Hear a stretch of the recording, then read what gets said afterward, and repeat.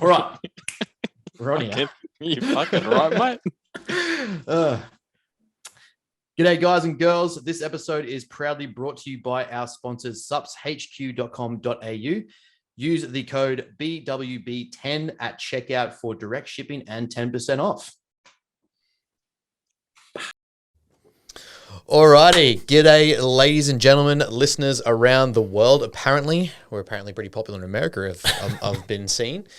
We are back with a special episode. We have upgraded now that the big man is northern stateside. Yeah. We've decided to mix things up a bit and improve the production value.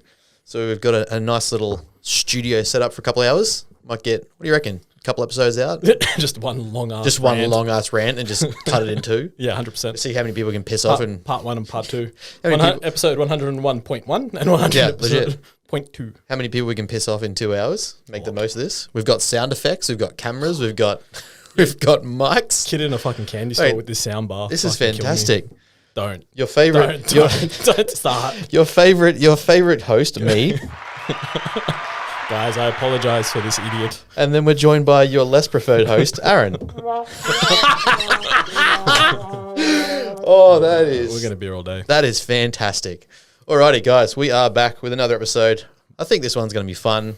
I think we're both at a point where there's going to be some ranting, which is nice. It's always nice when we both get in on it. But, before that, how's your trip been, mate? You're up stateside. You come up north again. Every time I come up here, I feel like I'm going to get sick. I feel like I'm battling between getting sick and just surviving. It's every time I come to Brisbane. It's a sign from Brisbane saying, "Bruh, I like you, but just stay home. Stay away. Just stay home." So it's a quarterly infection. It just keeps you healthy the rest of the year, right? Come on once a quarter. I haven't tipped over the edge yet, but we've still got a few days, so we'll find out. It pissed down rain this morning out of nowhere. Yeah, and then it was sunny, whereas it was the opposite in Melbourne. It was sunny all morning and pissed rain this afternoon, so, it is what it is. We'll take it. It's legit not rain like that, I reckon, in probably a good 3-4 months. This guy comes up and then Monday, we're going to go play golf, rains. Tuesday, I'm going to have a chill day, rains. I played yesterday and it didn't rain. Yeah, right. It was great. It was a little bit a little bit of spitting, but then Brooklyn had messaged me and she's like, "Oh, shit day to play golf." I'm like, "What do you mean? It's fucking dry." It was a great day, and she's like, "Oh, it's pissing down rain here." I'm like, "It's fucking not raining here. We're good." Where'd you go? Up north, sunny coast? I played Nudgee. Oh, Nudgee, right? Yeah, right. Because it was raining at our place. Yeah, no, and it looked like shit. No, it was literally a drizzle patch for 30 seconds. There was no rain. It was great. Yeah, right. Yeah, it looked like it was going to. We're looking at the clouds. I ended up playing with this old guy, and we're both looking at it we could be in trouble here. Nothing. For 18 holes, we're all good. Fuck, that's all right. Take it every day of the week. Can't argue with that. Nah. But, how's things? Training, work, you come up here, business expense? Yeah, back into training now after 2 weeks with pancreas issues. So new programs, so just feeling that out, which is a bit of fun. Joe's only got me on 4 sets of quads a week. So challenge accepted. Watch me grow my quads. Short of that, yeah, it's just another delt and arm block. I feel like, I don't know if he's trying to give me mixed messages. He's going to give me a complex, because then I look at my check-in photos and I'm like, my arms and my delts are pretty much in sync with the rest of my body. They're all leveled. So I feel like if I'm just going to do delts and arms, I'm just going to have these delts and arms that are bigger than the rest of me. And I'm just going to look like the perfect upside down Dorito for physique. Maybe that's what he's doing. Yeah, he looks at you and going, he's just going, board shorts on this guy. Well, he keeps saying, "Oh, you got such a nice classic look," and blah, blah, blah, proportion wise. They're all the proportions are in sync. And I'm like, yeah, cool. So why you keep giving me fucking delts and arms, bro? Come on, man. It's not a bad problem to have. Look, it could definitely be worse, right? But, all in all, it's good. It's good to be actually back training without having health issues. So, because how long you got left before we put you into this cut again? I have no idea. So I thought I was going to actually be in the cut at the end of this month. Yeah, right. But my last check-in, body composition's holding beautifully, bar the pancreas issue. All my biomarkers are really, really good. My blood pressure's still good. Blood glucose is still good. I'm not on anything crazy in terms of even PED supplementation. I'm not on anything real crazy that's holy shit. And I'm not on I'm not showing any symptoms of high foods, because I'm not really on that high of a carbohydrate diet. So, it's high, but it's not extreme. So it's well, by all means, let's keep pushing through. So pretty much at maintenance now at about 500 carbs. So Fuck, it's not bad. no, I'm not mad. It's finally leveled itself out because from my previous cut then into the growth phase, like mini growth phase, slightly above maintenance, and then slowly titrated food up and things up. So now it's just leveled out, and I'm like, okay, well, I'm holding with this amount of food for the last 2 weeks. Weight hasn't moved, and I haven't trained. So that actual factor's been taken out. Weight's still held. Body comp's still the same. Beautiful. Sold. Keep going. Now you add training back in with the same food, you probably get more food. Yeah, which is the goal. Fuck yeah. Can't argue with that. Well, training's in there now. The appetite's actually up. Yeah. That's not bad. Not a bad place to be. No, I'm not mad. How about yourself? Fun on Sunday doing the posing workshop? Hey, we had a good time on Sunday. It was awesome. I think we killed some people. Yeah, we for those who don't know or didn't follow, we had roasted them in the sun. Yeah, we kind of just got well, yeah, we roasted them in the sun for sure. We kind of at this point where like posing needs to be more consistent, but like to our standard. And so there's a lot of workshops and stuff that come and go, or like there's a lot of flaky workshops and stuff like that, and different federations trying to find their groove and how they do it. But it's always at times where, it's either inconvenient for a lot of clients, or they can't get to, or they don't feel confident being around other people yet. And obviously what we're trying to build is something a lot more community based and everyone being involved that can. Yeah. Even if like we had clients and competitors there who weren't competing yet that wanted to watch and see how we do things. Yeah. And so that was something we wanted to put together was just between, I think the way I kind of explained it to some of the team was like, it was very humbling to me because I was able to create a situation that I didn't have at the start of my competing career, which is like a scenario where people are just there to help. Yeah, it's like, what did you want when you first started? And it's like, it's not even a dig at like, I work with Flex and stuff like that. So it's just, they were, over the Goldie, traveling, they were over here. They're purely online, they're right? purely online. Like a lot of businesses that do this stuff, it's like it's online coaching, especially when you have a coach from overseas. Like, how else are you supposed to? Exactly. So yeah, that makes sense. So it's like, like the endeavor for me will be like have that high level of expected workshop performance when I do get international clients. Like I've got 20 guys in the UK. Cool. Guess what we're organizing in the UK? Yeah, exactly right. One of the things Cav said is like when I spoke to him at one of our catch ups, he's like, the thing that will make you different is the desire to be hands on with an online presence. Yeah, of course. So like, if we get to a point in the future where it's like, look, once a quarter we're in UK, once a quarter in America, once a quarter we're in Australia, we're doing these workshops, blah, blah, blah, doing these posing workshops. I mean, it kind of just really solidified the value that we're providing. And it was like really cool for me to look at and kind of go like, there's 16, 15 people here in an environment that we're technically not even like, they could have easily said no. Yeah. And we've managed to get 15 or 16 of our clients that are competing, about to compete, or will be competing soon. Yeah.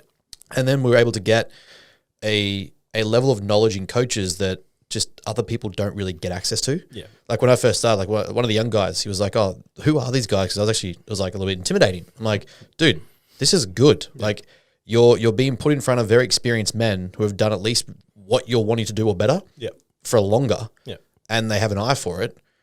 And instead of then being picked apart on stage, you've got guys critiquing and helping before we get there. Yeah, exactly right. So you only get better from this. And again, it was something that, like when I looked at it, I was like, I wish we had this when not that it wasn't there. Like, being that very inclusive, but it's like at a certain point, hands-on posing with a team of people you're around that are also doing the same shit. Well, yeah, you have an in-person community versus just an online community. Exactly. It just makes it that next level. And like to be able to call up Chrissy Black, it really made me happy with the network that I'm building of people that I trust and can work with. And just like the reciprocities there are like, Chris knows for a fact if he would call me up and be like, hey, some of my guys are struggling with their heads. Could you help them out? Sure, 100%. Yeah. I'm like, hey, bro, get Az if you can. Yeah. When are you guys due to come down to Brizzy? You're coming up. Let's make this happen. Let's make this a thing. Turn it into a workshop. Fuck it. The goal will be for me, do that in another 12 months or 3 months or 6 months in another quarter. And we have 20 people there. Yeah. And we have a female, like, it was a bit different. I had a female posing coach plan to come in, but the changes to the room we're at, so they end up at the facility, the mezzanine group room where we're going to do posing, had like a weight restriction. They had to change everything. So it's not really worth it when I'm not really sure how this is going to run. Yep. No, that's fine. So I was kind of like, don't stress this one. Well, it's the first time. Yeah. So I was like, don't stress it. Wait till we figure out the kinks. And next time, like, I really want the girls to get a lot more attention. It's like, it's the girls, don't worry about it. It's okay.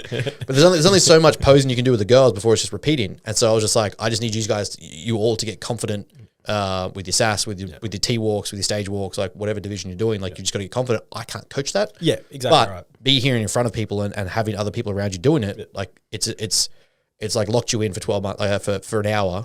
that you have to do it. Yeah. And so it was like, you do 10 minutes here or there, 10 minutes, but like this is an hour of like back and forward, just the same shit. Yeah, and it was literally as I was walking past the girls and we were moving up down, I'm sorry, I got no idea how to do girls posing. I can't actually do it, so I can't coach it. I got no idea. Legit, like I can Don't see. get me wrong, I've got the legs for it, but My glutes are definitely there. put some heels on me and I'll blow you guys all out of the water. Short of that, I don't think I have the hip displacement to be able to do it. That was, and like, we'll still sort of stand there looking at it. Like I could see them and I was like, look, I know that you need more thoracic rotation here. I want more of a Dorito look. I want that greater taper to hide your waist. Yeah. It's like Chris was saying, and I was agreeing. Let's just make them all go to the golf. Let's just make them go to the driving range. Get used to that backswing. The hips will turn, man. You get that feeling in your hip. I'm telling you, those who need posing lessons, go to a golf range. Just work on your rotation. Driving range, I'm telling you.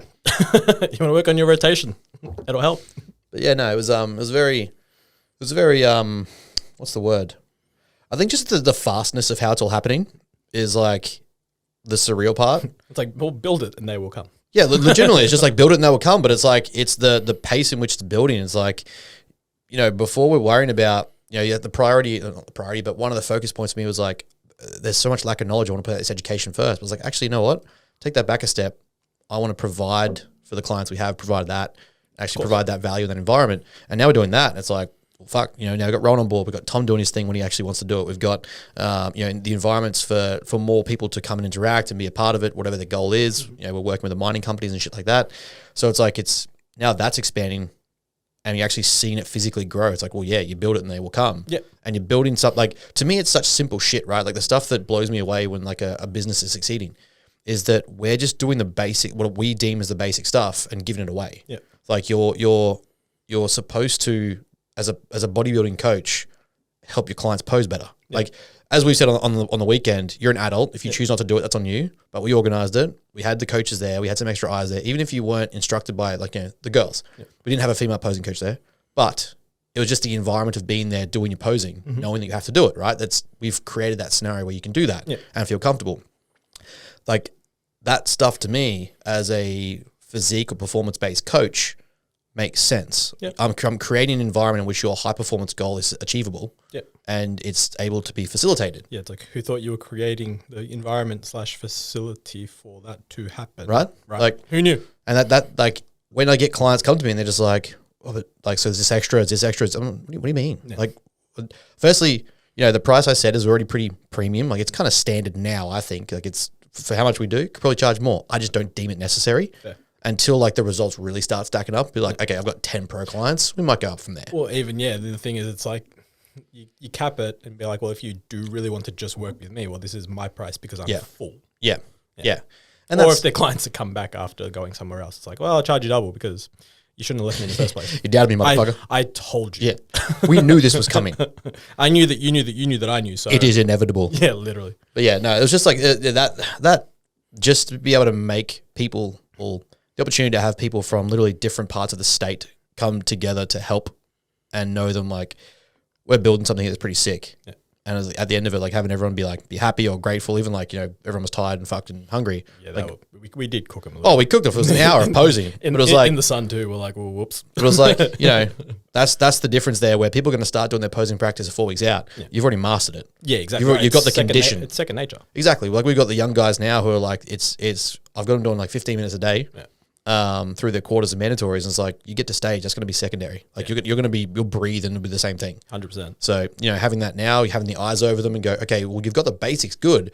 How do we make this perfect? Yeah. Like young Aiden, for example, was his chest breathing. Yeah, he was breathing a lot heavier through his stomach. Yeah, like diaphragm versus lung breathing. Exactly. Like we were talking to him about it as well. But it's like myself and Chris, we were sitting there like, Ewan's flow, man. Yeah. Fuck, that guy should be coaching posing. I know. Bro. Like, what are you talking? Like, what's he legitimately doing? I was like, me and Chris looking at each other like, he poses better than us, bro. Yeah. What's going on? Legit. I was like, I've said to him, I was like, dude, you've got the hard part out of the way. Yeah. Like, this is your physique might not be where you want it yet, and like it's going to be a while. It'll take its time to mature. Exactly. That's just time. But Don't it's worry like, about that. Bruh, the hardest part is literally the transitions and most flow. Bodybuilders fucking suck at it. Yeah. And he's got it at the point where he's like nailed that and just getting better with his physique. Yeah. It just looks phenomenal. We're just like, bruh, what is this? Like Chris grabbed me, he's like, dude, what the fuck? Like, what? How does it comes so easy to him? Every time myself, Chris, and ads were like, what the hell, man? This kid can pose like a motherfucker. Yeah, that's great. And he's like, it's so easy to coach. Like, because he was like sort of messaging me about it. He was like, why do I find this so easy? I'm like, well, it's not that you found it easy.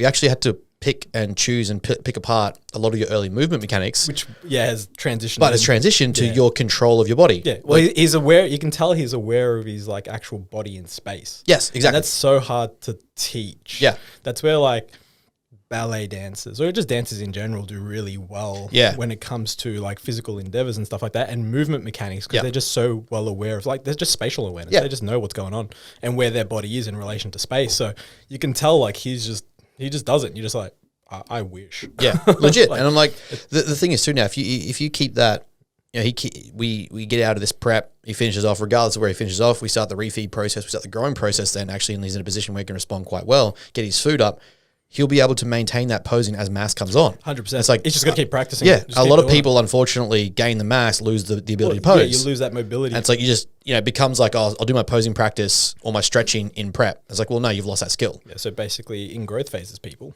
driving range. Yeah, do some posing, do some driving range. But yeah, that was a big thing for us. Like we put a lot of effort into kind of making that happen and having a facility that would let us do that. It's been something that we've been trying to look for a while. Where even it was the first one, right? Like just sort of ticking the box, getting the people we could get there, and you get the kinks out. Yeah, exactly. So now we know, like in future, if it works well here, maybe we invest in some outdoor mirrors that we can take with us and we can bring there. Yeah. Or we say, hey, Jim, let's split the costs. If we're going to do these here fairly often, let's fucking get some outdoor mirrors. Yeah, we can. Yeah, you make it work. Exactly. So, you know, little kinks out of the way now. And yeah, there's just something that, again, it'll be an extra detail that we get added to. And, you know, we don't want to niche into just bodybuilding. Mm-hmm. But like we've talked about before, like I view bodybuilding as my vehicle to high performance because there's so much cross correlation. Well, yeah, that's the high performance endeavor you're looking at because it's what you're most associated with. That's just logical. Yeah, exactly right. So, you know, even though we've got like Michael's also we're setting goals and he's acting. We've got Sonny who's literally smashing his SAS protocols. He's fucking sending it. And it's like, so the skills they've learnt in their pursuits of training and physique development have crossed over there. So it's like that ability to be delaying in gratification and goal setting, all that typical shit we know about has crossed over to other realms of their life. Mm-hmm. And so that's where I'm so easy to explain to people, like, you don't need to be a bodybuilder, but if you can take from bodybuilders instead of dissing them, you have so many benefits to take away from it. Yeah, if you can live, not so much the lifestyle, but if you understand the mentality behind it, even like one or two things, and you take it into other aspects of your life, you're like, well, you may be a better person for it. Exactly. It's not just bodybuilding, it's any sort of endeavor you try to do at the highest level. Yeah. Because it requires pretty much the same mentality. Legit. Yeah. And so that's about it. And we're kind of like balls deep into this aggressive cut phase now. So we're chasing just on the cusp of 10 kilos down in, I think this is week 4. Yeah, it's about right. I think it's about week 4. So it's like, fucking body fat's peeled off, which is great. That's how we roll in the hood. Yeah, so managed to. Who'd have thought, guys? You plan ahead and understand that you're going to be in a phase of hunger. We did 2 refeed weeks of 300 carbs, and now we're at the rate has been consistent because I've been consistent and just done the thing. Embraced the hard, if not make it like how do I word it? It wasn't making harder. It was just embracing that it was going to be hard instead of trying to find ways to cheapen it. Yeah. Oh, so if we're gonna really send this, should I just do 45 to 60 cardio a day? Yes. Okay, cool. Yeah. Should I take more drugs? Probably not. Okay, fine. We draw the line there. Yeah. We'll take the drugs we're taking, take the stuff we're taking, be on bed on time, get my food in, have my protein meals, make sure there's enough vegetables, delay my food, all the typical shit, which has resulted in. Well, the beauty of that is as well, you're not changing so many factors, so you can measure it. You have a better measure when you only alter one thing at a time. It's like, okay, we altered that for 2 weeks. That yielded a really strong result. Cool. Probably chances are that was the change that needed to be made, and that's it. Turns out just crank it up a notch and so for me, it's like first thing in the morning, sit on the bike. Like everyone messages me, he's like, fucking now cardio, blah, blah, blah. It's like, yeah, but like I'm just chilling, man. Like I'm getting my heart rate up. I'm sitting here, like basically I send the first 5 minutes, get my heart rate elevated, and then sustain it. Take it down, crank it down a gear, and I'm just sort of staying there. It's not high intensity fucking cardio. Yeah, it's just get heart rate elevated to a certain level where beta oxidation is the important factor for fuel. That's why I explain cardio to most people when I'm like, 20, 30 minutes of cardio a couple times a week. It's like it's literally like 120 to 130 beats per minute. You should be able to hold a conversation. And if you can't, well, that's what you work towards. Yeah, right? That's the problem. It just shows you that you're aerobically shit. Yeah, which we've already discussed will impact every aspect of your training. Yeah, so get to the point where you can hold a conversation for 20 minais while pedaling at 120, 130 beats per minute. Perfect. Yeah. You're good. You're sweet. That's all we need. You should be able to watch a TV program while keeping your heart rate up. That's pretty much how I will literally just go through 1 to 1.5 episodes of like Supernatural or Secret Invasion or whatever's come out. I'm just like, it's my time to not do work. Yeah. It's my time to chill out. It's my time to just relax. Like, yeah, my heart rate's up, but I'm like, I'm combining 2 birds with 1 stone. Chill out, do something, start my day, get my heart rate going, do my cardio. By 10 o'clock, I've done 10,000 steps, done my cardio, I'm starting to get my first meal in, and I've chilled out. Exactly. Now I get to start the back end of my day. So to me, it's like, yes, I know the whole, like, you have that position to do that for your job. But yes, I do. I made it so I have that literal thing. Well, the other thing is, it's like you get up at 6 a.m. or whatever it is to do it. But most people work 9 to 5. You can still get up at 6 and do it. Exactly right. Not crazy. Saying. But yeah, so, that's pretty much where that's going to be. We've got 2-day refeed tomorrow and Thursday. Only really just starting to notice now, which again, I've had to pull a few clients up on, is like the instant self-diagnose, like, oh, I'm hungry, so my training's going to go down. It's like, brother, like, I'll show you my training books. Not only have I improved my form and my technique, revisited some movement mechanics, I've gotten stronger in all the major compounds we're looking to improve for this part of the block, and I'm in literally net negative food to you. Yeah, like I said, with most of the time with that sort of stuff, as long as protein's up and intensity of training is up, or effort levels of training is still as high as it is, you may see a small regression over total volume. Maybe not everyone does. Some people do. Obviously, everyone's a little bit different.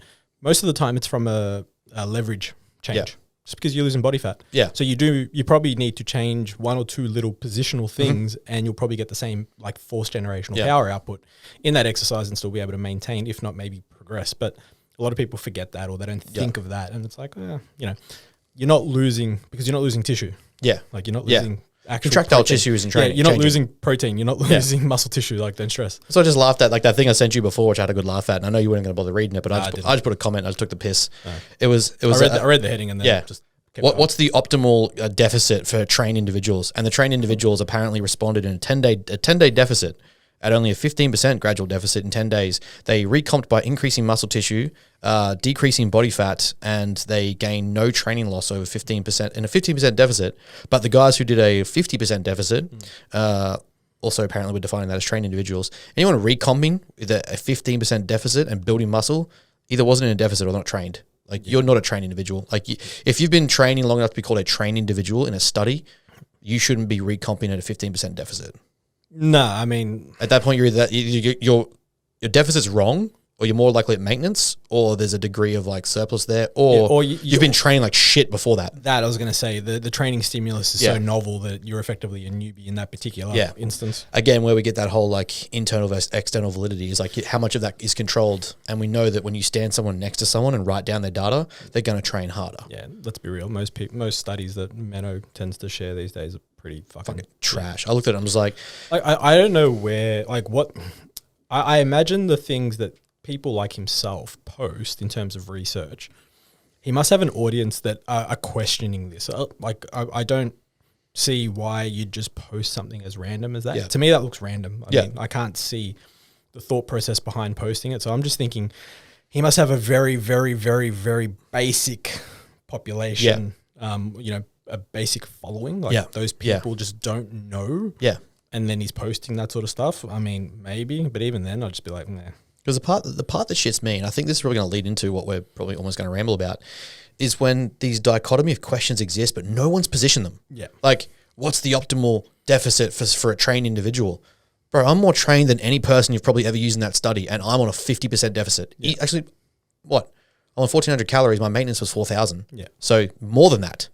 Be closer to 60%. I mean, we do have enhancements. Yes, we've got benefits there to offset that, but at the same time, like just to clarify, there are exogenous supplementations, but like at a certain degree, even still, when I get like natties and I pull that sort of stuff, it's like, yeah, you could claim that, but who's asking? Because to me, it's not if this or that; it's what fits the person best. Yeah, that's exactly right. Like, can this person and this is something I'm going to try and explain in America I'm kind of trying to term kind of what we call like the body composition spectrum in terms of your goals.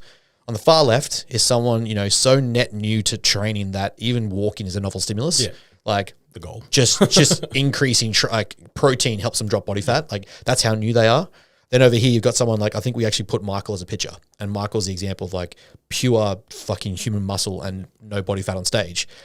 the difference in behaviors and actions and responses to training techniques to behavior changes, in general adaptation, general adaptations, requirements of coaching are so vastly different that it's not this or that. It's simply where on this do they fit, because that's going to dictate how you coach them, how you train them, how you feed them, how you mentor them, educate them. Basically, yeah. How you look after their lifestyle to, literally induce the change that they want. How we termed it, holistically coach them. Yeah. Like, you're not going to take the person who's on the far left of that spectrum and go, you know what? You need to have perfect protein consumption, 2.2 grams per kilogram, perfect carbohydrate timing, fucking diversity of vegetables when you've only had one vegetable in your life, no takeout, no alcohol for 6 months, sleep has to be 9 hours even though you got 2 kids. Like, you're not doing that. Yep. You're going to look at that spectrum and go, fuck, this person just simply needs a gradual deficit. 15% is probably better. I'm not going to tell them the number. I'm just going to give them a meal plan to say, look, we're going to include, like, one of my girls I've got now. I was like, look, there's no point us going to a deficit when you can't even get consistent at the basics actions I've got. Yep. Until your week is all green boxes ticked on the system, then we'll worry about a deficit. But ironically, the recomposition she's had in just changing to 7 hours sleep the first 2 weeks, never ticked. In the app now, 7 hours every night ticked. 3 to 5 serves of vegetables. I changed it to 300 to 500 grams to be more specific. Ticks 4 out of 5 or 5 out of 6 times a week. 6 out of 7 times a week. It's an improvement. It's an improvement. Yeah. At 3 different sources of protein. So I'm like, I don't care how you space out your meals yet. Don't worry about that. Just 3 different sources of protein. So you might have chicken, you might have eggs, you might have beef. You're going to diversify that. And then I think another one was like, let's get 3 liters of water and a good chunk of that before you train. So now we're improving training performance by improving nutritional fuel consumption, by improving lifestyle factors. And she's down like, there was a few spikes because she had events away. Drops 2 kilos doing that. I was like, so how I coach her is not going to be, hey, you coach Michael. I'm going to give you a 40% deficit because that's better. Or give Michael an aggressive start to prep. Oh, we're only going to do 15% because that's optimal. Like, fucking Aiden's not even remotely close to 15%. But at the same time, he was also on, like, you can't study someone like Aiden who was on 60 fucking calories per kilogram as a 70, 80 kilo athlete, natty bodybuilder. And now he's down into the balls end of a prep where he's like easily going to be one of those condition guys on stage. And he's at like, I think he's losing still coming out of a diet break. He's losing at 29 calories per kilogram. That's most people's maintenance. Yeah. And he's shredding. Yeah. I'm like, I dig you like this for another couple of weeks. I then give you more food. Like we grow you, almost feed you into the show, basically, if that's goal, right? Really how it works. Yeah. So, it's just at these points where you get these dichotomies of people talking utter shit where it's like, well, my audience was asking me for this research question. But were they? No, they weren't. Yeah, like, were they? it's the research equivalent of like, my followers have been asking me, so here's my makeup routine, or what subs do you use? And you're not even a fitness athlete. Yeah. Like, it frustrates the shit out of me. It's the glute study all over again. It's fucking lengthened partials and fucking shortened positions. And again, the 99th percentile athlete needs to know that. Anyway, should we crack into that one then and just get this out of the way?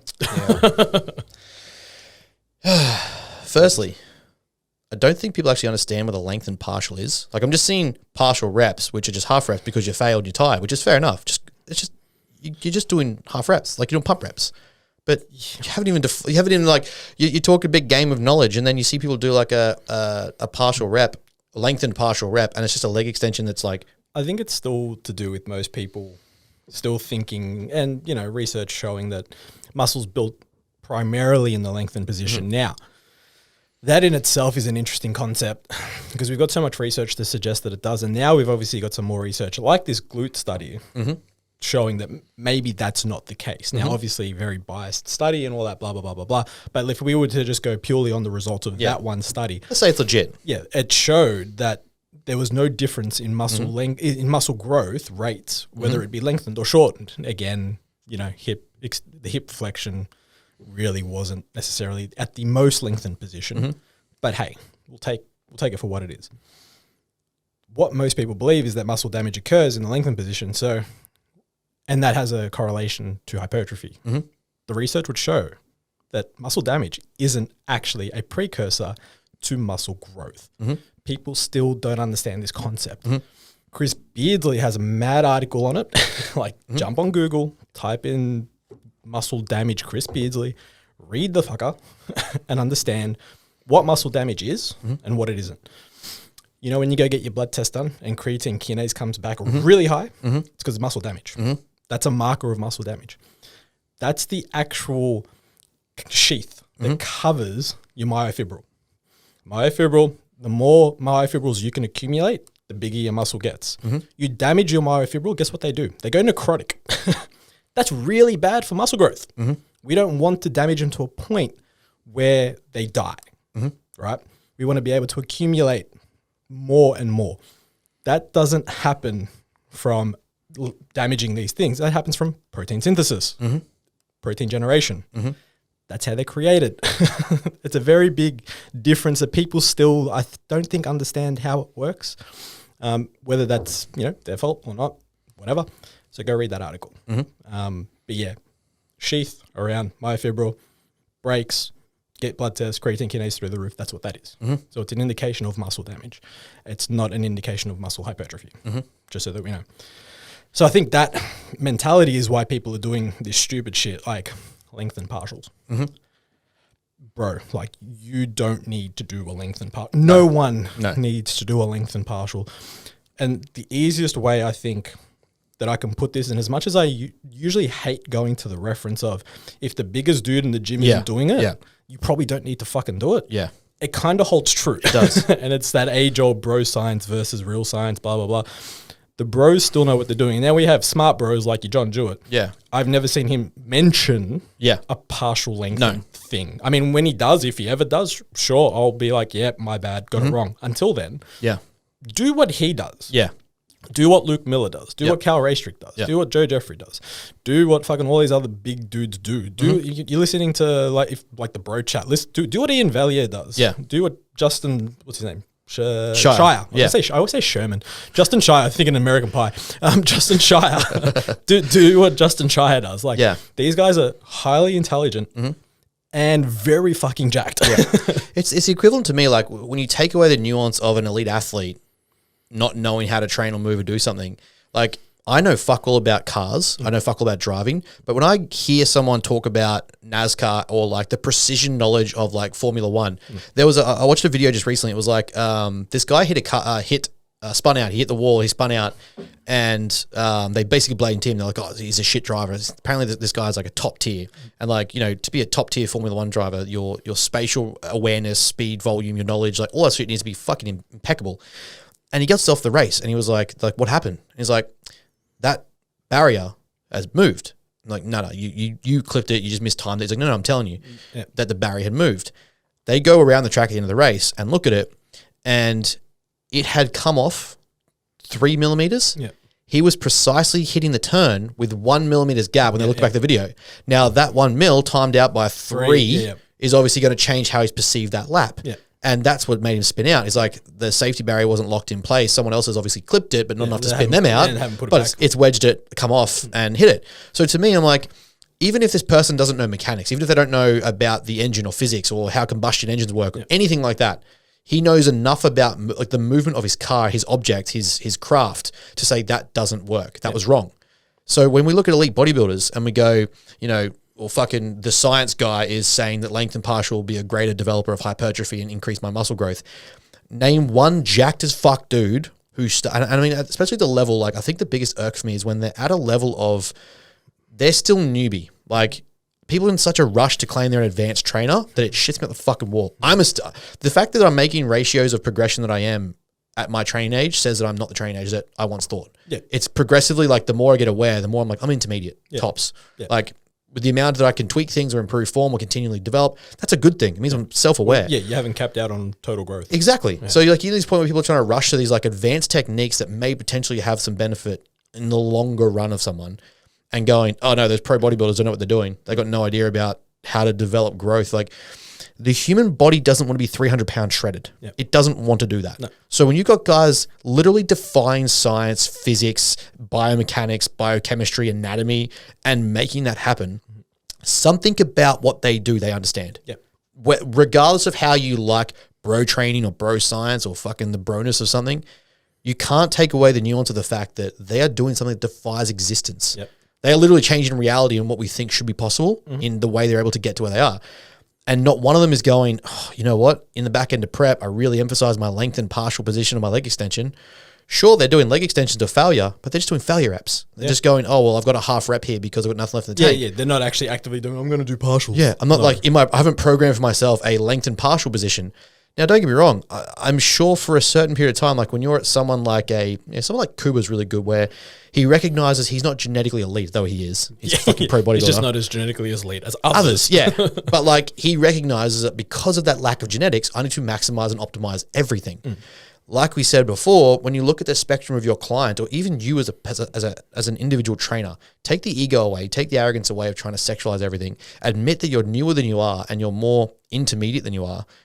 And focus on the basics of what you need to do over a longer period of time. Like people fail, I think, to zoom out and look at the actual time horizon and go, I'm only here. My training career is here. Yeah. I'm talking about this minute, micro, 1% detail here that might give me a spec here and here and here and here. Yeah. But I'm not getting the basics down pat. And that's exactly it. It's not to say that I'm not saying that partial reps, wouldn't work. No, exactly. Because anything under load will work, Yes. to be honest. Like that's just basic phys. Is it necessary? Is the accumulation of fatigue going to be worth the trade-off when you could be doing something else, maybe a full range of motion exercise or something like that? That's what I'm talking about. Yeah, exactly. To the most advanced bodybuilders that literally need the 1%ers, by all means. And like I said, if they're not doing it, then hey, maybe they're not worried about it yet. Yeah, if they're not doing it, maybe we don't need to do that either, considering we're not at that level.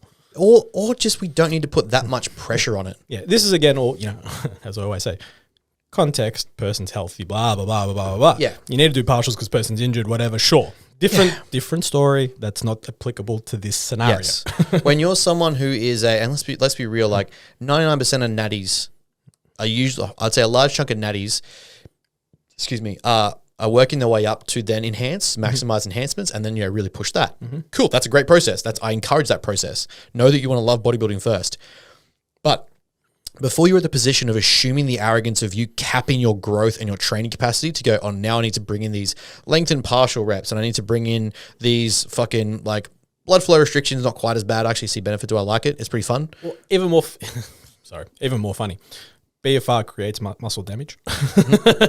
So it's like, has the same issue, but we see that tissue doesn't build from BFR training. So anyway, just thought I'd throw that in there. But like little things like that where it gets to a point where people are so pedantic about the nuance of a single percenter, but they haven't even got the foundations of the 10 or 15 percenters. The big blocks first, the lowest hanging fruits that are going to yield the most return on you. Yeah. Like, is getting a new client, like let's say you're putting out content to draw in clients, is putting out a piece of content that they don't even fucking understand, they don't comprehend, they don't need, they're not going to benefit from what you want in your client to see. Like, do you want them to go, oh fuck, I'm not ready for this coach because, I've got to get to a point where I can handle the lengthened partial position reps first. Yeah, and it's like, are you losing effectively out on clients because the shit that you're posting is for you and your ego to show that you can say big words and understand or try and understand concepts that you probably don't understand, and then in turn turn away people because they're like, oh, he's or she is too smart for me. Yeah, or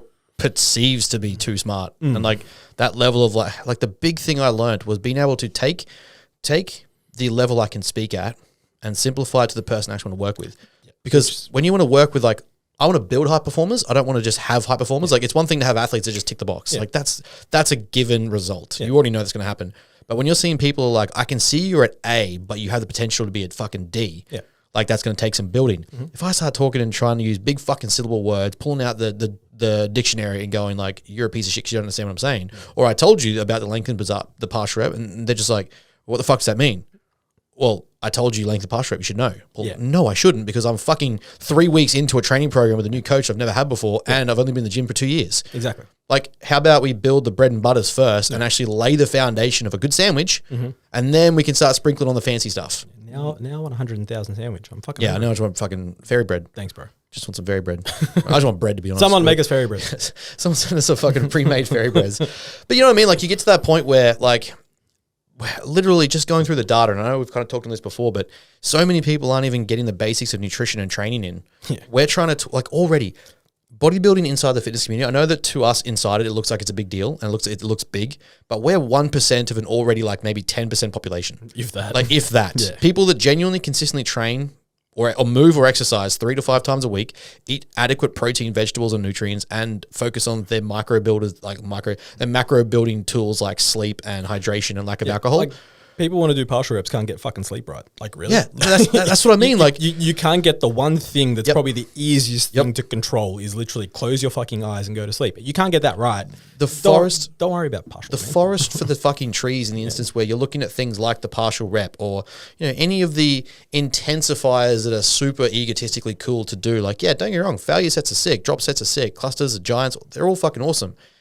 But the fatigue management of that isn't necessary before you've got the basics down pat, which is just good straight sets with control, tempo, and you're actually recovering properly. Well, that's just it, and it's frustrating to see because again, hypertrophy research always goes back to the basics. When we look at these different sorts of sets accumulators, right? Mm-hmm. These we'll call them load accumulators, whatever you want to call them, rep or set intensifiers. Like they're awesome. Don't get me wrong. Like cluster / they're fucking fun / fucking rest pause, whatever. Like they're all fun. Are they as good as a simple straight set just a straight set, literal failure 1 RIR? Yeah, no. That is still the cream of the crop, and it's why we have set intensifiers.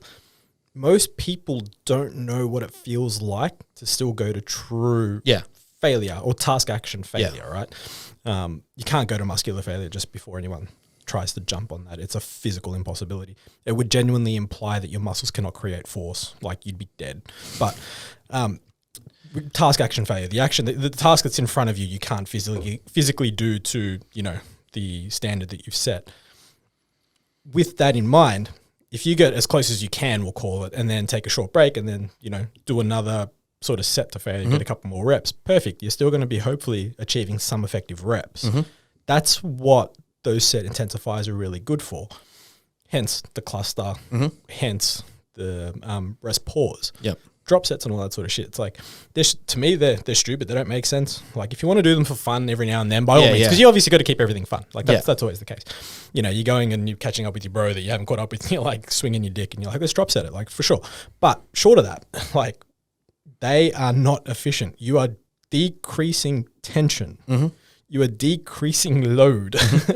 It defeats the purpose of wanting to get bigger, right? So literally as much weight as you can put on for anywhere between, call it 8 to 12 reps at failure. Sure. You do that across all exercises. Believe me, you're going to grow like a weed, provided you sleep and you eat. Yeah. Done. You're welcome. That's your program. Yeah. And it's $100. That's literally, that's okay. You just had a mentoring call for free. Literally. Like I can't make that any more simple for people. And honestly, I've been doing this a long time, man. And I've had a lot of calls with mentees, people asking me questions about programming, hypertrophy. And it's like I've shown you, like people that, you know, leave because they want to try something more fancy, whether it's a more fancy check-in sheet, whether it's, because I'm very simple and all my clients will tell you, I'm a very basic bitch. Like there's nothing pretty or fancy. Like I upgraded my sheets and I thought that, man, even I'm looking at it, I'm like, this is too fancy for me to fucking check in on. Like, it's too much. It's horrendous. But, you know, I try and do it for the client. But like my programming is very basic. And I haven't changed it for a long time. Every now and then, obviously, with new knowledge, you know, trying new things, sure. But it doesn't change much. But look at my results with my clients. Yeah. And then clients leave and they come back and they're like, bro, I wish I didn't leave. And I'm like, yeah, because I'm charging you double. Fuck up. Like, don't leave. Yeah. This is what happens. I know where I'm at. Like, I'm confident in my ability to get a result. Like, look at your back. Yeah. You know what I mean? Like, people that, you know, listening, if you ever look, I'll actually have to post it. I think I might post it today if I remember. The comparison in just the back alone, like, we didn't do anything specific. We didn't do any back specific work. I just trained fucking hard. Yeah, and we just changed 1 or 2 exercises, and I'm like, cool. I just need you to do one this and this and this, and look, here we go. Back grew. Look, lats are there. Like, fuck, who knew? It's not complex. Yeah, time, food, and literally relentless pursuit of the goal. Yeah, it gets to a point where, like, and I think I'm not sure how generalized this will be, but a lot of people will misperceive that 1 percenter will equate in a larger, substantial result than what it actually will give them, or a faster result. Yeah. Well, how many partials did I give you? Yeah, 0. like, bro, there's no supersets, no drop sets. How many set intensifiers did I give you? I think I said, if you want to rest pause every now and then, go for it to get the last bit out. That's it. There was a point in, like, coming out of prep where we were still on the 4-day block, and it was like, just for metabolite work, just drive intensity through volume. And that was a ton of volume. Just superset it. Yeah. It was like 4 to 6 sets or something like that. With And shorter just put rest 2 periods. exercises. Shorter rest periods. That was intentional. Like, that pick was 2 exercises here, do supersets, shorten the rest period, and then you move on to the next 2. Yeah. Great, that's fine. But the bigger I got, the stronger I got, and more health based I got, the simplified it became. It just went back to straight sets. Right. It just went straight sets. And it's like, but like, let's look at, and this is where our version of holistic comes in. Yeah. And the way I coach it and look at it and go, okay, you're talking about like, I've had clients message me about myo reps and shit like that. And I'm like, let's get you to a position first where you're saying no to friends that want to take you out to food and, make you pull out of your cut phase, because if you're going out to meals that aren't tracked, you're not telling me, then you're no longer in a deficit for that day. So then you're not in a cut. You're actually eating in a surplus here. So let's just get you consistently in a place where your friends are facilitating your goal. Your environment's supportive of what you're trying to do. You can consistently enact the thing that you've said you wanted and can work on, and put in the effort over a period of time. Because that to me is going to yield a bigger result to you than if you just say, I want to be able to go out and eat, drink, and do shit that I want to do. Not sacrifice anything, but I'll do some partial reps. I'll do some more intensifiers. And I wonder, don't give a fuck about your intensifiers. I do wonder how many people that have that thought process, like, I want to do myo reps, rest pause, blah, blah, to offset some of those decisions. I hadn't even thought about it until right now. Like, I wonder if that's a thing. Like, not that I would think it, but it's like, you're my coach, and I'm like, hey man, can I do some fucking myo reps because I'm going to go eat off plan tomorrow night. Yeah. You know what I mean? Like, can I have it for this block because it looks fun and more energy depriving, or more energy using, means I can justify eating more food. So that means I can probably eat more food, right? Yeah. I wonder if that's a thought process. If you're listening and it's a thought process, let me know. Curious. I wouldn't even put it past it. Like, like literally, if you think it, it can be achieved. Yeah, exactly. Like more is better, right? If it means more expenditure, more food can come in to maintain balance. But it just gets to a point where we're looking at such minute bricks that aren't even going to build a foundation, let alone support anything. Yep. And it's like that if we look at it as a pyramid, is at such a tipping point at the top that you should have all these factors in a row first. And then we go, okay, you have maximized every potential leverage, moment arm. You've got everything under control. You have the lengthened and shortened position fully controlled. You've got tension at the full rep of the length of the rep. You've got fucking protein synthesis at a spacing perfection. Like all that is down pat. Yeah. Now I need to maximize the 1%ers to get that big yield of return. Okay, then we talk about that. The likelihood that is you as a Gen Pop client, or even like as someone working towards competing. Again, like I said, we build high performers over time. So the likelihood that that's you at the start is so fucking small. What I see the biggest results in, and again, this is like what we're going to take to America, is like, I think the first chunk of the chat, I'm giving away literally thousands of dollars of research that I've done, or education, upskilling studies, because it's not coaching. Yeah, it's just that the information is there. It's just you're paying for someone else to teach you in a short period of time. Concepts. Exactly. So I'm going to do the same thing. That's not coaching to me. My model of coaching does not involve being like, but I have the secrets to 2.3 grams per kilogram of protein. No, that's very, very well known. You can fucking pick that up anywhere. 6 to 12 grams of carbohydrates, depending on the size of the person and the load of output. Great. No, I can literally find that on the fucking ISSN journal. Yeah. 0.6 to fucking 1.2 grams of fat per kilogram. Cool. That's just health factors. Yeah. After that, it just becomes unnecessary to have that much fat. So these things aren't like these crazy concepts or what makes me an elite coach. They're just the basics. But when we look at it, and I'm getting down to the nitty gritty of what's going to yield the most return, I'm actually hoping that a lot of this audience is expecting like some cool strategy and aggressive phasing and all that sort of shit to get body comp changes. Mm-hmm. But I'm not the 99% when it comes to the general client audience. Yeah. So for me, doing an aggressive cut phase where things have been perfected, I know about, I'm having 4 to 5 serves of protein a day. I intermittent fast to keep my hunger down. I have food volume so that I stay satiated. I have some sweetness like some Jelly Light and some Pepsi Max so I stay satisfied. I know those things over time, like we've talked about previously, to keep myself in check during an aggressive cut. 99% of people don't need that because it's not teaching me anything and it's just rapidly pulling down fat. What we need to do is get you consistent at the fucking basics for a long period of time. And then it's what we call, just so we're clear, this is actually a skill that was learned from someone called Vygotsky, who was a Soviet Union developmental psychologist and philosopher of education. They basically started a concept of what was called the Goldilocks zone, and they call it scaffolding. So you basically teach a skill or you teach something, very simple, teach it small, make it just hard enough that they can do it themselves but require assistance, but not so hard that it deters their motivation. Exactly right. And then from that, they nail that skill, they nail that thing, and then I scaffold on top of it. Yeah, so For anyone that's never constructed a building before or worked in construction, the idea of scaffolding is you build a framing and you get the first level done. You add the scaffolding to the sides of the building into the safety of it all and basically scaffold your way up. So now you can lay the foundations for the next floor. It's really that simple in educating people to what we're trying to do. And that's where I think people get so fucking lost. Like one of my girls messaged me in regards to fucking meal plans. She was always thinking that meal plans were bad and restrictive. And then she saw a post from Pios that was like, actually what we see is like too much. And again, all stuff that I've said 100 times, discipline is found, freedom is found in discipline. Mm-hmm. A lot of the time, people that have too much choice and they don't know enough about nutrition yet go, oh, my coach just give me macros. Yep. Fair enough. We call it decision fatigue. You call it decision fatigue. You are now overwhelmed by having too many choices. You make bad choices because you're like, well, fuck it, I'll just cram in 1,000-calorie ice cream shake. It is the genuine age-old, what do you want for dinner? I don't know. Exactly. Same fucking problem. You narrow it down. So, okay, this is your template. This is your basics. Let's just get you eating this consistently. 4 to 5 meals with adequate space, vegetables and fruit, protein, carbohydrates, whatever food you fucking enjoy. I don't care. But let's just get started with that. And once that's nailed and we see that you have a net balance in weight, I can go, okay, from here, let's pull down. Yeah. Or what are we going to do? Let's make the decision. Are you ready to grow or cut? Well, you're still pretty fat and we've got about like body fat here. You're not going to grow tissue. You're going to keep getting fatter. Yeah. So let's reduce that and resensitize you, for lack of better words, to growing.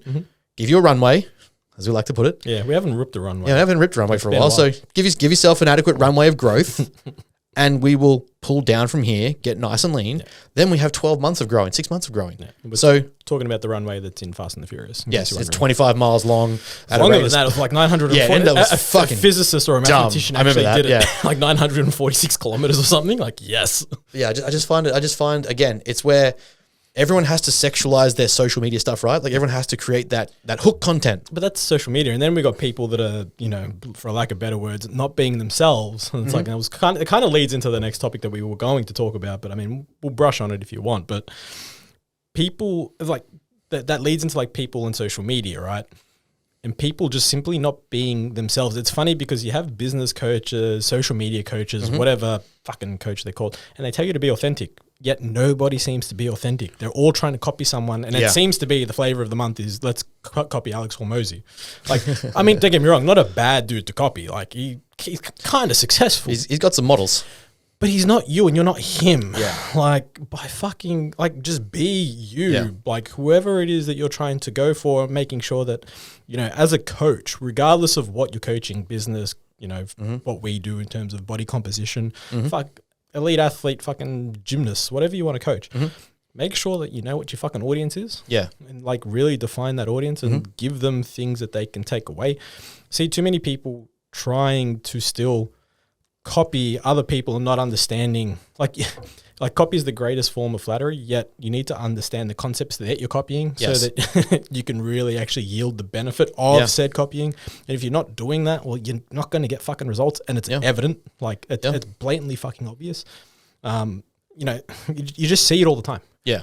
Like, I mean, just literally the people that I find spouting the most about length and partials don't understand it. Yeah. It's a very clear example. They put all over their socials and talk about it, yet the ones I see getting massive results with their clients and actually getting somewhere and like their business is growing and things that aren't even fucking mentioning it. Yeah, and it's like we sit here to rip on it because it's like we want you guys to understand how dumb it is. Not dumb, but it's like just understand the physiology of it. It's just like, don't get me wrong, muscle growth and understanding hypertrophy is still very, very volatile. It's very, very, and that's why one of my favorite sayings that I came up with. If anyone fucking says it, I'll kill you all.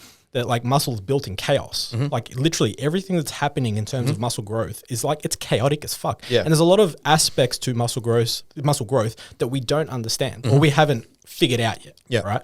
But we know that certain cascades lead to muscle growth. And it's like muscle damage. Everyone for so long, has thought and associated muscle damage with muscle growth. It's a fair thought process. Like damage the muscle, it repairs bigger. Who hasn't heard that? It's like, well, no. Protein synthesis and muscle damage are two very different things. Two very different processes. So it's like people that are talking about lengthened partials, I can only imagine are thinking lengthened position that we've all heard grows more muscle, which, we've got some research to suggest it, leads to muscle damage, leads to muscle growth. That's where it breaks down. Probably not.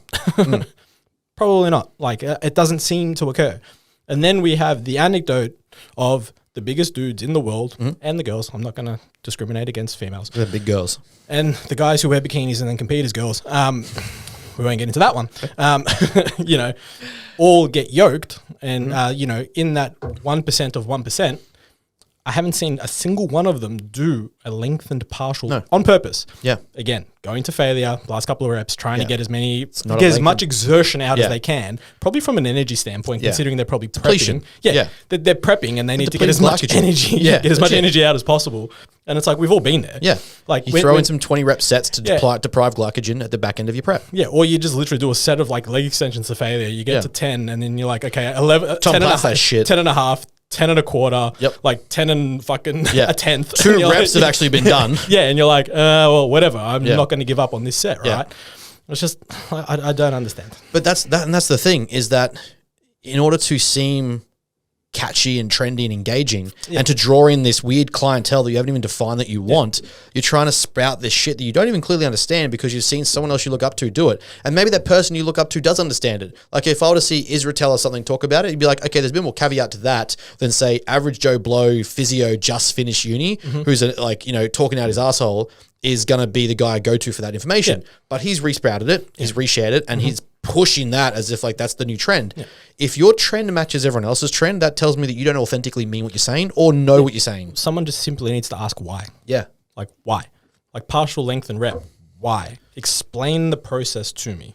I would rather just have the saved energy into another rep and another set and fucking send it. Take the 2 to 5 minute break and go another one. Because then you look at the effective rep model scheme and all that sort of stuff, which is again probably another entire podcast worth doing. But it's like in any 3 set to literal failure, you're probably only getting 3 to 4 effective reps on that one exercise. Just think about that. If you're doing 3 sort of sets, let's call it 8 to 10 reps. Again, it's a very generalized sort of way to look at it.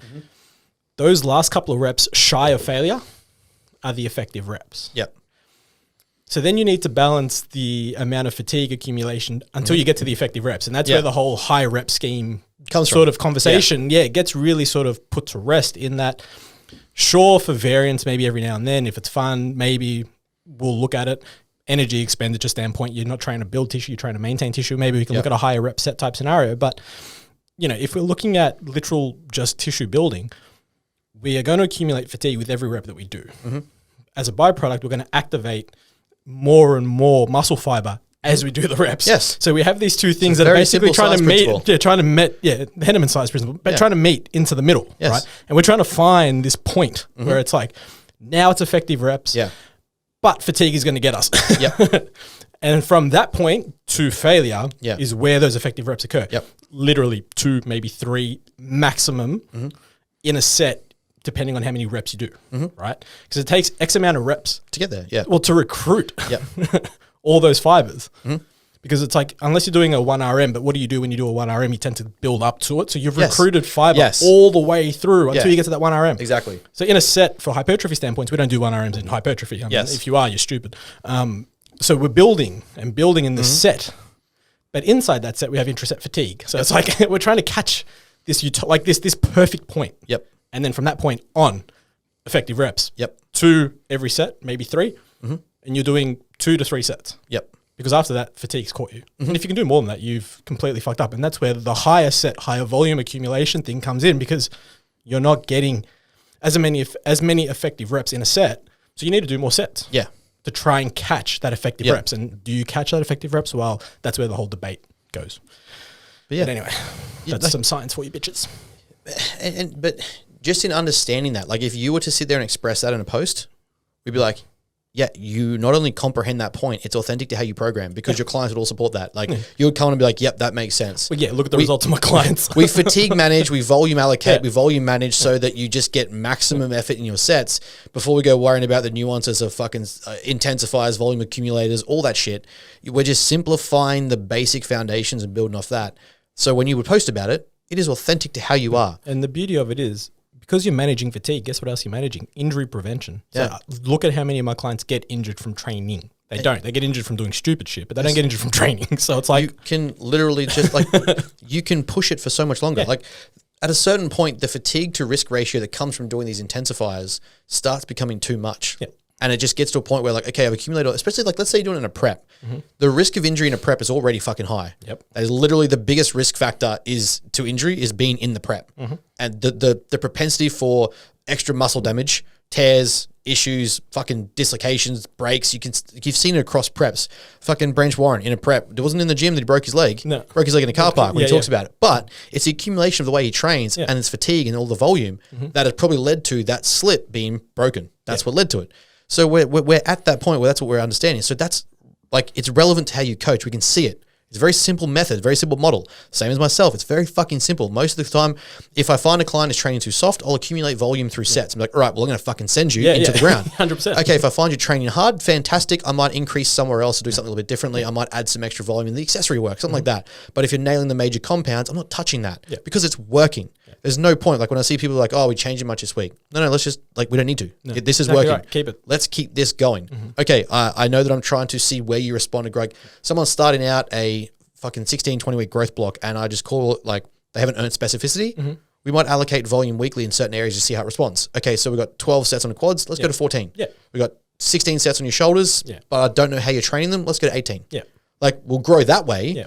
But it's not like I'm making massive changes to the entire program or being like, here's all You're these. not changing complete exercises or whatever Exactly. it is. It's like, hey, here's an extra set on this exercise and this exercise. Let's get you, and because then I also find that extra set, like getting some extra work under there, the repetitions build skill. Yeah. So now you're getting better at the execution. Yeah. It's like myself when I do like a lateral raise, I feel so much better at my lateral raise because I've done so much time now figuring out the best way for me to move them and what makes the most sense. But it came from doing reps and reps and reps and fucking reps. Yeah. But in doing that, I assessed and was like, I can go back. I can actually retweak this, correct it, improve it even further, take out more of my trap, take out lateral rear delt, not be so much in a flex position in my frontal raise. Now I'm getting more lateral head, just isolating my lateral head. It's like, what is it? The 10,000 hours. Let's call it 10,000 reps. Yeah. 10,000 reps until you've mastered the exercise. Here's a fun fact though. The irony in that equation that everyone seems to forget is that you can practice the wrong thing 10,000 times. Yeah. So just because you did 10,000 hours, so once you've done 10,000 hours to get it right, you've got another 10,000 hours of doing it right. Exactly. Literally, exactly. Then you effectively are master status. That's where your master status. Yeah. But like that's where, my program when it comes across, like, I'm working with Cav at the moment and just sort of running through how I program things. And he was so impressed by the simplicity, but the directness. Yeah. I was like, because I don't need my guys doing extra shit. If I've got, especially someone who's going through a physique prep or like they're in a specific phase, if you have room to do extra stuff at the end, you haven't done enough at the start. Yeah. Well, you just haven't pushed yourself. And that's like, don't get me wrong, like, you can maybe have a second win. You're like, I just really want to send this bicep work. Yeah. Awesome. Great. That's cool. But if I can say, like, let's say I've got 2 compounds and you've got a fucking hack squat and you've got a Bulgarian. And for some reason, if I had that in there at the end of your program, which I probably wouldn't, if you were able to increase your Bulgarian and send that with progression and your leg press was going backwards or not, I'd say you've done something wrong. Yeah. You've not allocated training intensity correctly. And you, for some reason, are getting better back here where you should be more tired, which is where I don't want to see you progress as much. I still want to see you progress, but not like that. But your leg press, for some reason, is getting weaker. I mean, your hack squat. Fucking hack squat. So, like, in that instance, the basic and the simplicity of it to me is like, everything has a point, even if the point is so fucking minute where it's just like, I just want you to do it. Like, I just want to drive some extra volume here. Yep. I want to drive some intensity, and I can get it more intensity out of your leg extension for less fatigue than if I were to drive leg press intensity. Yep. So if that's the reason, it's simple, great, but it's a reason. And it's in there, do it. That's it. Now, when I discuss that and I post that on socials and I say, like, my guys, like the thing I emphasize long before I talk about anything advanced, because I don't even need to talk advanced. I don't think I know enough to be advanced. They get results from that. So when I share it, that's me authentically coming across. Like I'm recognizing, and we had this chat the other day or something that sort of, it wasn't getting to me, but it was something that I noticed was probably worth bringing up, was that the difference, there's a big difference in people who say something and people who do the thing they say. And it actually took a minute for me to comprehend. I'm like, I can't be that different. Yeah. But like the level of people who will say, like, socials, like you said, they'll create that persona or want to be perceived a certain way and say they're doing these things. Like, I don't say how busy I am. I don't say how much work I'm doing. I say like all this cool shit. Like I'm happy to share it because I get excited about it, but not being like, I'm so fucking busy, man. Like I'm putting in the work, sure. Like I'm putting things behind the scenes. In this uni break, I've actually had some downtime to game and chill out. Like that's been great, but I've also been putting this content together for this seminar. So I'm working on that. But like, I just do it once I say something's going to get done. but I'm finding like people's social presence doesn't match the behind the scenes presence. It's always the case. And it's something that I'm like I really address with my guys. Like, I don't want you to talk a big game to me. I don't want you to tell me you're going to be number one. I don't want you to tell me anything until we start getting the basics right. Yeah, don't tell me, show me. Yeah, because I was getting very excited. I'm like, I love when I get people that are like, I want to fucking do this. I'm like, yeah, it's like I was saying to you, people will always have the right intention until, like, it's literally like that old school saying that, you know, tough get going. Yeah. When the going gets fucking tough. Yeah. So let's do this. Like, don't tell me that you want to do it. I'm glad that you want to. Yeah. Show me. Yeah. Pretty straightforward. It's like every fucking business coach that keeps going to Bali. like they have a successful business, so they go to Bali. Like, I'm going to tell you now, like, Bali's really cheap. It's awesome. Yeah. I fucking love Bali. Yeah. Like, sweet. I've done it. It's probably not a measure of your success as a business coach. No. Like, you don't have to be making that much money to go and like live in Bali for a month or whatever it is. Like, it's pretty fucking cheap. Double espresso is $2, bro. Yeah. Like, I'm telling you, because I went. You can get fucking 3 tracked meals of chicken, rice, and veg, freshly cooked, steamed, and fucking unoiled it's for like $10. Yeah, if you're wanting to go there because it's a nice lifestyle, by all means, go for it. But don't sort of portray that your business is so successful that you're able to go to Bali for a month, because that doesn't really show me much. Bali's cheaper than here in most aspects, right? So it's like those that do it and then go to like Dubai. Yeah. I've seen one that go to the States. Yeah. That impresses me. Yes. That's where I'm like, okay, that dude's business must be going pretty well because 100%. That's expensive as fuck. And you know why? I've been to both. Yeah. Trust me, it's expensive as fuck. Like, I'm happy to say that there's a big part of me that sees in the network that we are building that I can endeavor to see a Matter HQ facility in America. Yeah. Somewhere maybe like Florida, like, you know, even around fucking where the seminar is going to be and stuff like that, like in and amongst that region where it's like a lot of delivery of performances and like summits and chats, like that seems to be that culminates there. Yeah. Florida, something like that, like, you know, the Raw of Revive, where people want to go. Yeah, where people want to go, right? And makes it a location. So not in Texas, just saying. Yeah, fuck Texas.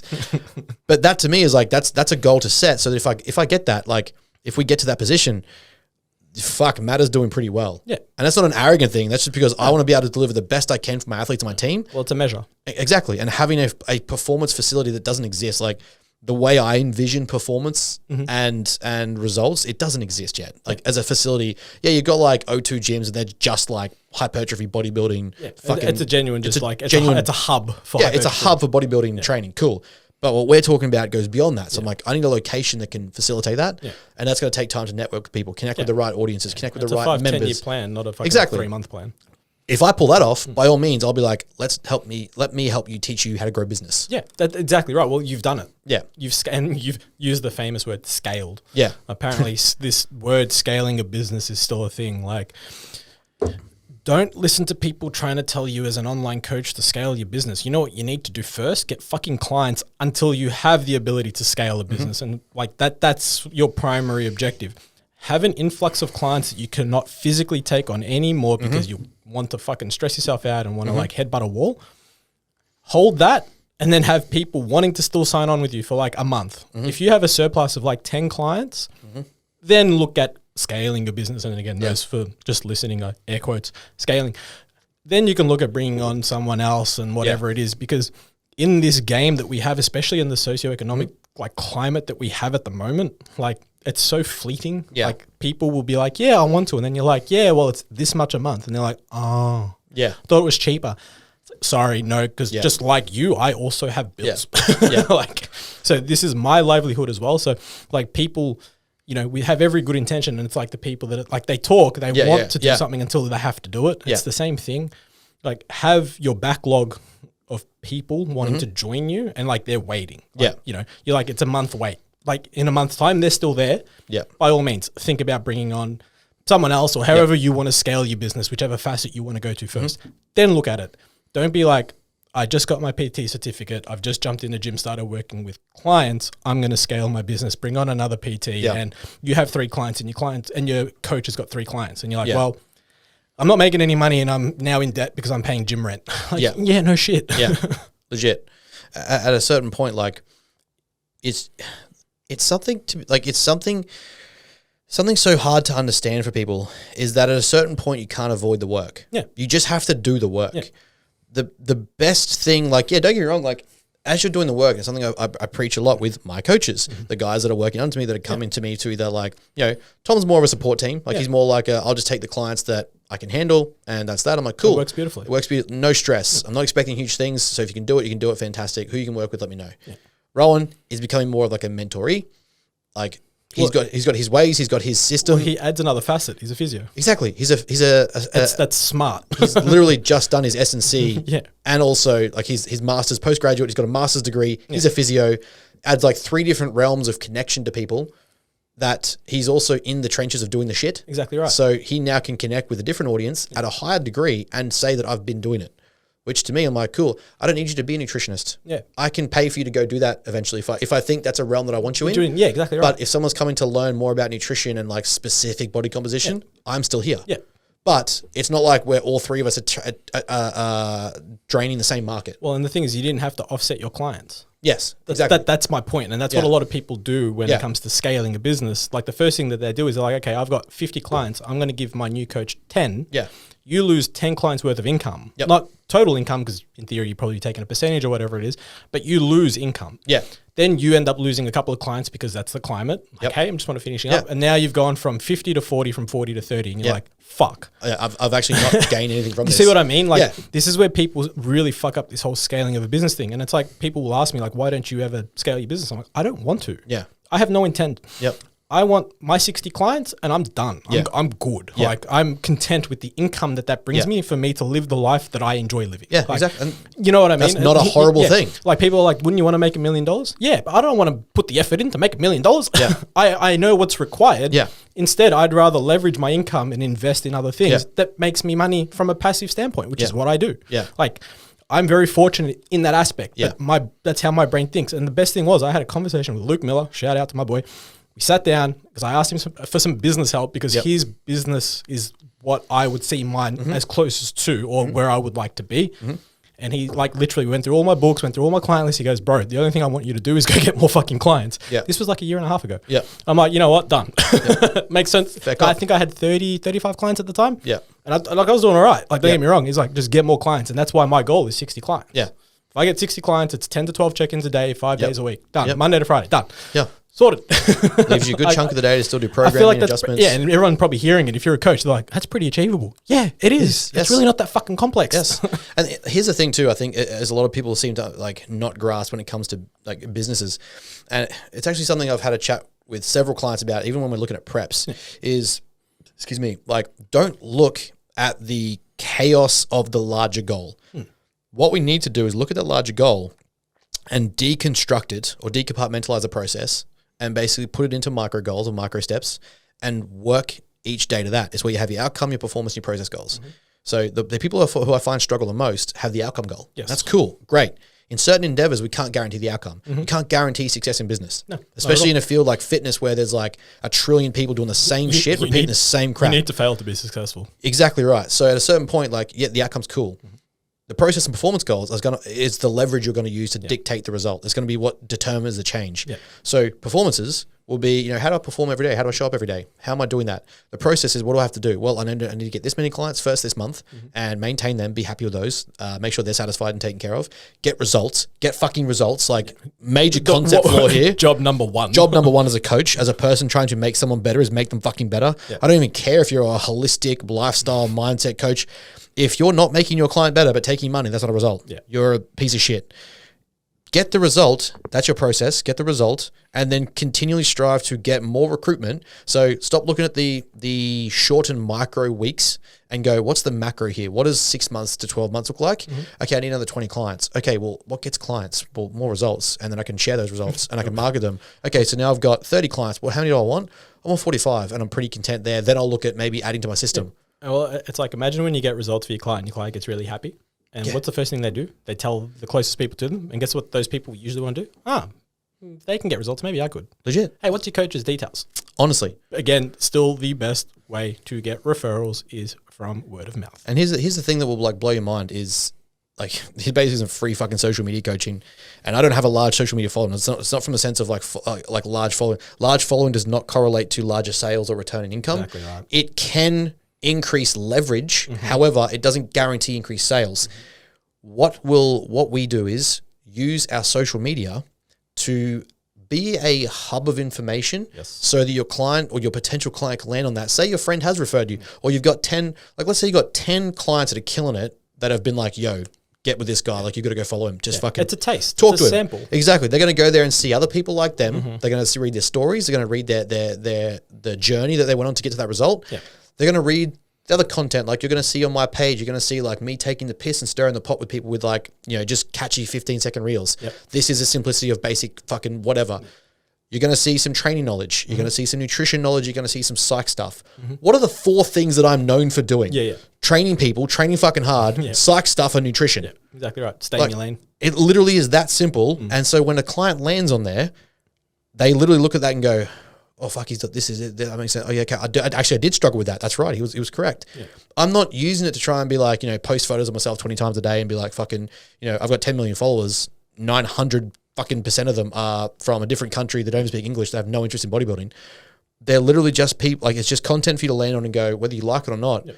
Oh, this guy sent me here. Yep. I can now look at that and leverage. I can learn something. You could literally, scroll my Instagram and coach yourself. Yeah, you could literally, well, that's it. Like you could take a snippet and be like, oh, that's pretty cool. I can apply that now. Yeah, legitimately. Yeah. You can take that away. And then from there, you have the basics to go, oh, I understand this. Actually, that makes sense.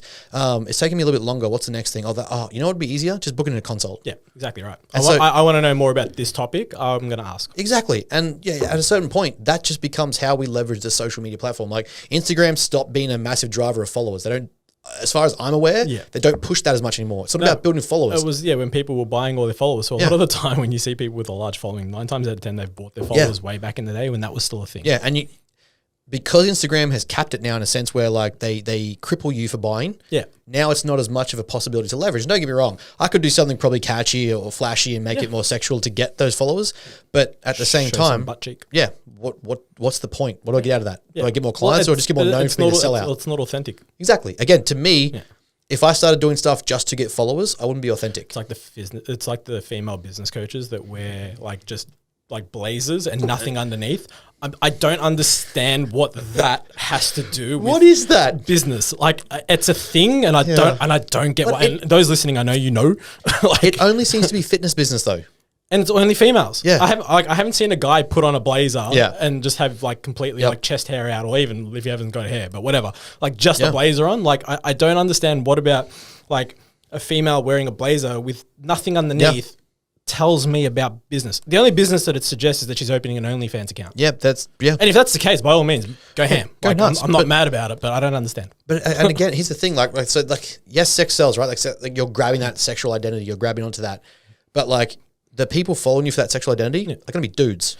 Are you a male physique coach? And then they complain when it's like, oh my god, guys only like me because I show my boobs. Yeah. Primal, we're guys, bro. You haven't girls probably like it too for the same reason. You haven't really given anything of value to someone to be like, I want to sign up. Yeah, like if you're getting mad results with your clients and you still do that, cool. Like you're getting results, you're working it. But if you're growing your business and you're looking at me like, well, I need more clients. Well, put out content or information or something for them to land on. Like I said, I kind of look at my Instagrams as almost like resumes or fucking info portfolio hubs. Basically, it's like a simplistic grab of attention for information that you could walk away with because I needed that when I started. Yeah, for me, it'd make more sense if a female or even a male posted, like if a female posts like her butt and was like talking about coaching, like physique coaching, I'd be like, that kind of makes sense because to me, I look at that and maybe a girl sees that and it's like, I want a booty like that. Yes, yeah. That logical thought process. She's wearing a blazer and talking about business, but with her boobs out. Yeah. Like, what about your look generates the want for someone to be like, I want to get business coaching from her. I want my business to be like that. And the same thing with a guy, right? Like, if he's wearing just a fucking blazer, nothing underneath, like, I would probably see that and be like, you're a flog, you're bro. a fuckwit. I'd actually probably just unfollow, to be honest. Yeah. But, you know what I mean? Like, I don't understand. But then also, it comes down to, like, if you want to think about it a bit more deeply, is us as a population, like, is that what we're attracted to or what we see? Like, you know, you can't blame the people. If that people getting the interaction, well, by all means, it's fair play. But then that's the other part. Us as the consumer, we're like, fuck, we are stupid. We're buying into some dumb shit. Like, really? Yeah, Come on, man. But that and that's I guess that's more of a visual representation of the idea that sexualizing something sells. Yeah, is well, that we like, know that sex sells. That hasn't changed for fucking however long. and the definition of sexualize can be very different. Like when people sexualize a diet type, or they sexualize a training program or a protocol. Yeah. Like we're doing keto or SST7, or we're doing this, or you got to do this with your business. Yeah. Like when you sexualize it, it's grabby, it's fucking, it's intimate. Like it looks like it's going to help you, and it's going to be, or it's like satisfying, it's going to be sexually pleasurable. Regardless of what the definition of that is, the field of that can be business, training, coaching, education, nutrition, whatever it is. You can make it sexualized, and that's going to grab. Yeah. But that doesn't mean there's value in it. It doesn't mean there's worth or depth to it. Because once the facade is lifted, and once I guess the Wizard of Oz, once the door is opened and the big fucking scary mask comes down, all of a sudden you see some frail old dude behind the curtain, and he's just fucking full of shit. Yeah. So once that lifts, if that's all you've got, and that veil is lifted, well, now you're just the shit person with no clients giving you a positive word. And again, at the end of the day, we can share all the content and testimonials. We can share all that stuff. We can have the photos, images, the landing page. But the biggest driver to people to your page, to your results, and to your business is going to be more people wanting the business. Yeah. I feel like I'm just going to start posting like blank squares and just put content out and just see if people actually read it. Yeah. Just be if people read it, they're the ones I want. Here's the interesting part is we had to find, because we kind of early on didn't want to just have content of me shredded. Yeah. Because that would mean I'd have to stay shredded. Yeah. And that would be that all my photos, and if I get caught out, right? Like if I only do I do 2,000 images in a season. Yeah. And then I only post those. Like what most people do. Yeah. So then, you rehash the same shit, but it's like 6 months apart. Yeah. Are you still shredded now? Like no. You're in the same clothing as you were 6 months ago. Wait a minute. That's weird. So we had to. It's winter. Why is it so sunny? But then we found when I was doing like title grabbing, how, why, when, what's less engaging. Yeah. So what we had to do was okay, we have to mesh the two where it's not just me being shredded or half naked or in posing trunks. It was relative to the caption or relative to the content, but it was a mixture of me doing something where you looked at me oh, there's a person photo and there's education information. Yeah, and that's the thing. I've done the same thing, and it's I find that whenever I post a photo of myself or a video of myself, I get way more engagement versus if it's an image to do with whatever the content is. Exactly. And it's funny. I'll put a body check. It'll be when I was doing the check-in updates or whatever, the back photo. Everyone fucking loved them, and I'm like, is this us as a population now? I'm like, really? Because I see someone's content and I'm like, I don't care about what image it is. If you've got good info, then I'm going to read it. Yeah. That's me personally, right? Yeah. So it's is what it is. That does kind of then reflect us because, and this is where I think people struggle, especially as businesses being authentic, is they will look for that fast interaction, followers or likes. Yeah. What we know is the least engaging signals or indicators of business growth or productivity or result or return is followers and likes. That's exactly right. I don't give a fuck how many followers I've got. Yeah. My goal is to put out information to change the way people coach. Yes. And change the level. The reason I got back into it and realized how much I need to get back into it was the level of complexity and overcomplication and the over bullshitting and the over polarization versus just simplifying and actually making change. Genuine change. Take it back to being simple and what your goal is as a coach. Take it back to being simple. Yeah. And so I was like, okay, well, that's our goal. That's what we've got to do. It's your goal as a coach. That's why I got back into it. Yeah. And now it was like we said, that's the point we're at. Yeah. And it's just getting to that point now. It's you can just post stuff to educate and help.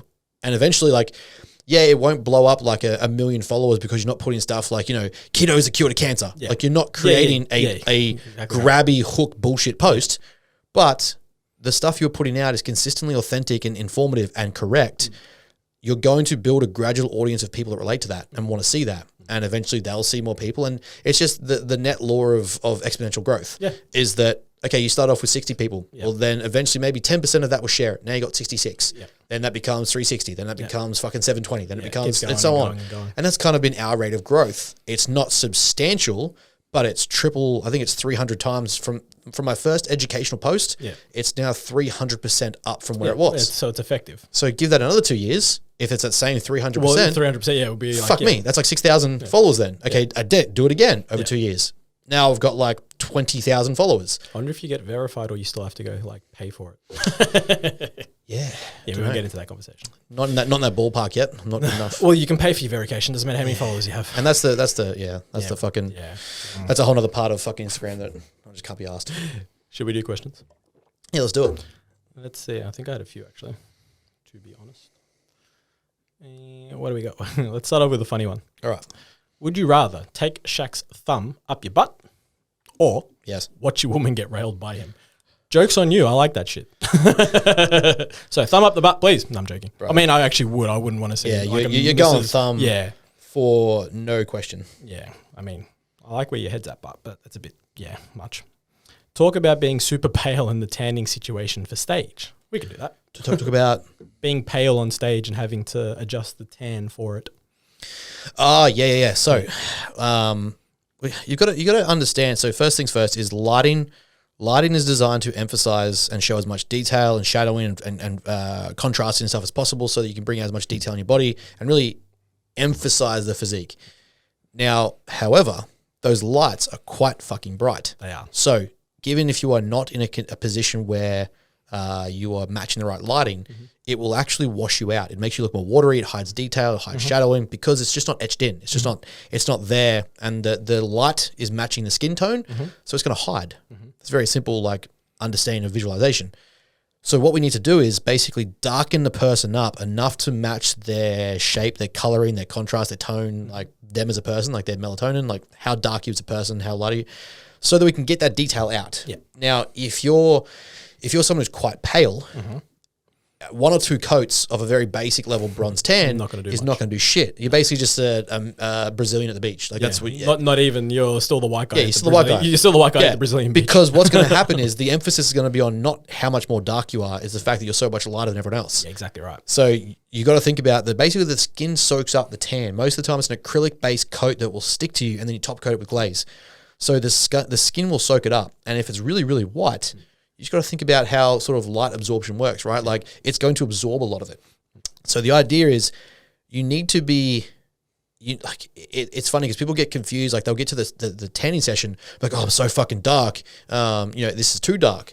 But the reality is it has to set, it has to dry. You'll probably wash the coat off in the top coat. And it has to be under stage light. And it has to be on a stage light. So you're looking at it in a bedroom light with basic lighting, in a mirror where it's not tampered with to emphasize reflection or looks. And you're getting just downward rooftop lighting and going, oh, so fucking dark. I'm African here at this point. Like I'm good. Yeah. Reality is by the time that sets and you wake up in the morning, if you've even remotely washed it off, which for most times I've done comps or tans, the whiter you are, the less likely the tanner is going to say, wash this off. Because like you'll do your top coat, so you do your base coat, then you do your show day coat. Yep. The likelihood is they're going to tell you to sit in it overnight and let it just darken the fuck up. Yep. And you probably actually have to touch it up with top coats to just really pattern up and thicken it up. And the lighter you are, the more coats and more like the more color you're going to want, because you have to match everyone else. If someone else is naturally darker, like people sort of say it's racist, but like I was going to say that's the thing. Also, what you can do in the lead up if you do know that you are like pale, which I mean it's pretty evident when you look in the mirror. Melatonin, that shit, bitch. Well, even if you're like doing melanotan. Yeah, melanotan. Even if you're doing like natty feds and stuff like that. I mean, going to day beds and all that sort of stuff and trying to get out in the sun to tan yourself up and get just a little bit darker from a more natural perspective is not a bad way to go. And I do know that a lot of the tanning companies, they'll tell you, like once you've shaved down and all that sort of stuff, use moisturizer. Yes.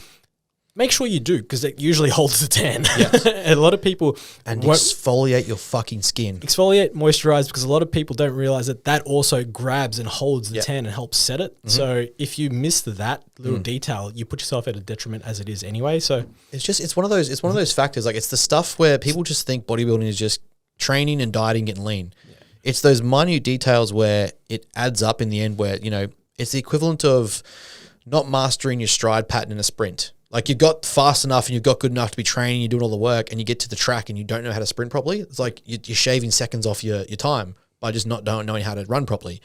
You're getting to tanning, just do the little shit that adds up. exactly right. At what stage of either level of athlete or stage of nutrition? Okay, so at what stage of athlete level or stage of nutrition would you consider Lantus, and is there a set criteria you have as to when to deploy it? Ooh, Lentis. Nice. Yeah, I mean, Next phase.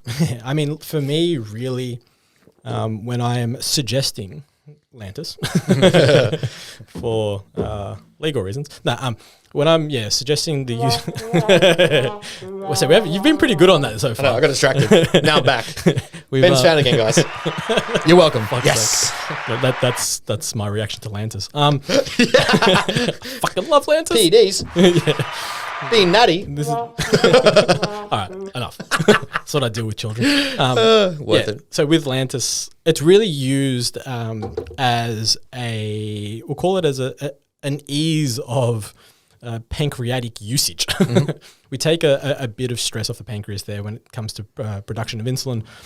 Most of the time we would want to use it when carbohydrates at a level where the pancreas can't create enough endogenous insulin to help balance blood glucose levels. Now, Lantis can be used when carbohydrates aren't that high because it also is a shuttling hormone, not a fucking transport hormone like everyone suggests. It helps shuttle and open the barrier of the cell to put nutrients in and that sort of stuff. So that's what I like to look at it as. So we can use that in different phases. You can use it in a cut and that sort of stuff as well. When you're trying to utilize as much nutrients into the cell as possible, but at the same time, be wary of where your carbohydrates are at. Because obviously, if you use Lantis and you go hypo, I'm not about to use it right now. No, I wouldn't suggest it. So, easiest and most simple way to look at using something like a Lantis is when carbohydrates are at a level where your blood glucose starts to creep up. Outside your normal range, because everyone's normal range is a little bit different. Like, we see on blood tests and stuff, between 4 and 6. But if you're naturally at 4.4, like the whole time, and then it goes to 4.6, 4.7, you can potentially use or consider using Lantis. Even though you're still well in the range, you're well above what you are. Yeah.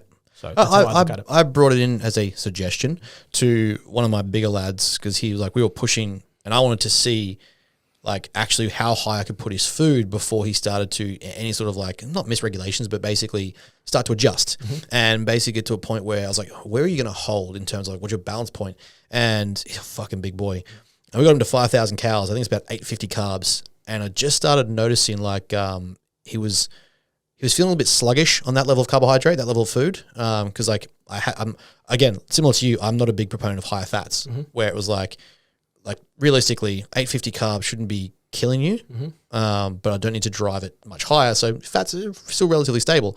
So I was like, okay, what I want to see here is his BG started going from like a 4.8, 4.6 to I think about a 5.2. I was like, okay, so we're getting a response here, and the carbs are going high. His body fat wasn't changing, anything like that. So I'm like, okay, so we're getting a response here from the pancreas.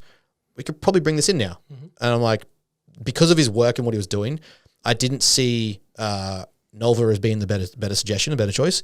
So we brought in Lantis. I think it was like maybe 10. I think it's like 10 IU, maybe 10 IU. Yeah, you don't need something simple. You don't need a lot for the slow-acting insulin. Got him on that. Blood glucose completely regulated back down. Same amount of carbs. I think it actually increased his carbs. BG's come down consistently over the days to like a 4.95. Yeah. But his food is like fucking 900 carbs. Yeah. And he's like 106 still shredded to the bone. He's going to feel better for it. Yeah. And the funny thing is a lot of people will be like, oh, like insulin, like it's so bad. Again, like this argument still I actually had this conversation, I think yesterday, or day before. When it comes to the usage of insulin, we both have like rapid, so fast acting and slow acting, right? So we're talking about slow acting at this particular point, which is Lantis. Rapid would be Nova Rapid. We have this scale or this marker called the LD50, right? It's literally the lethal dose that would kill 50% of people that would take it. Rephrase that, might kill 50% of 50% of the people that take it. We have this basically for all drugs, right? Now, the amount that's required for Lantis to maybe kill 50% of people is 1,000 units. Oh, they're good. Right? It's 1,000 IU. Cool. Insulin pens mostly come at 300 IUs. They're 3 mil. They're 100 units per mil. Cool. Pretty straightforward. Yep. Now, when you look at the pen, you have a little twist.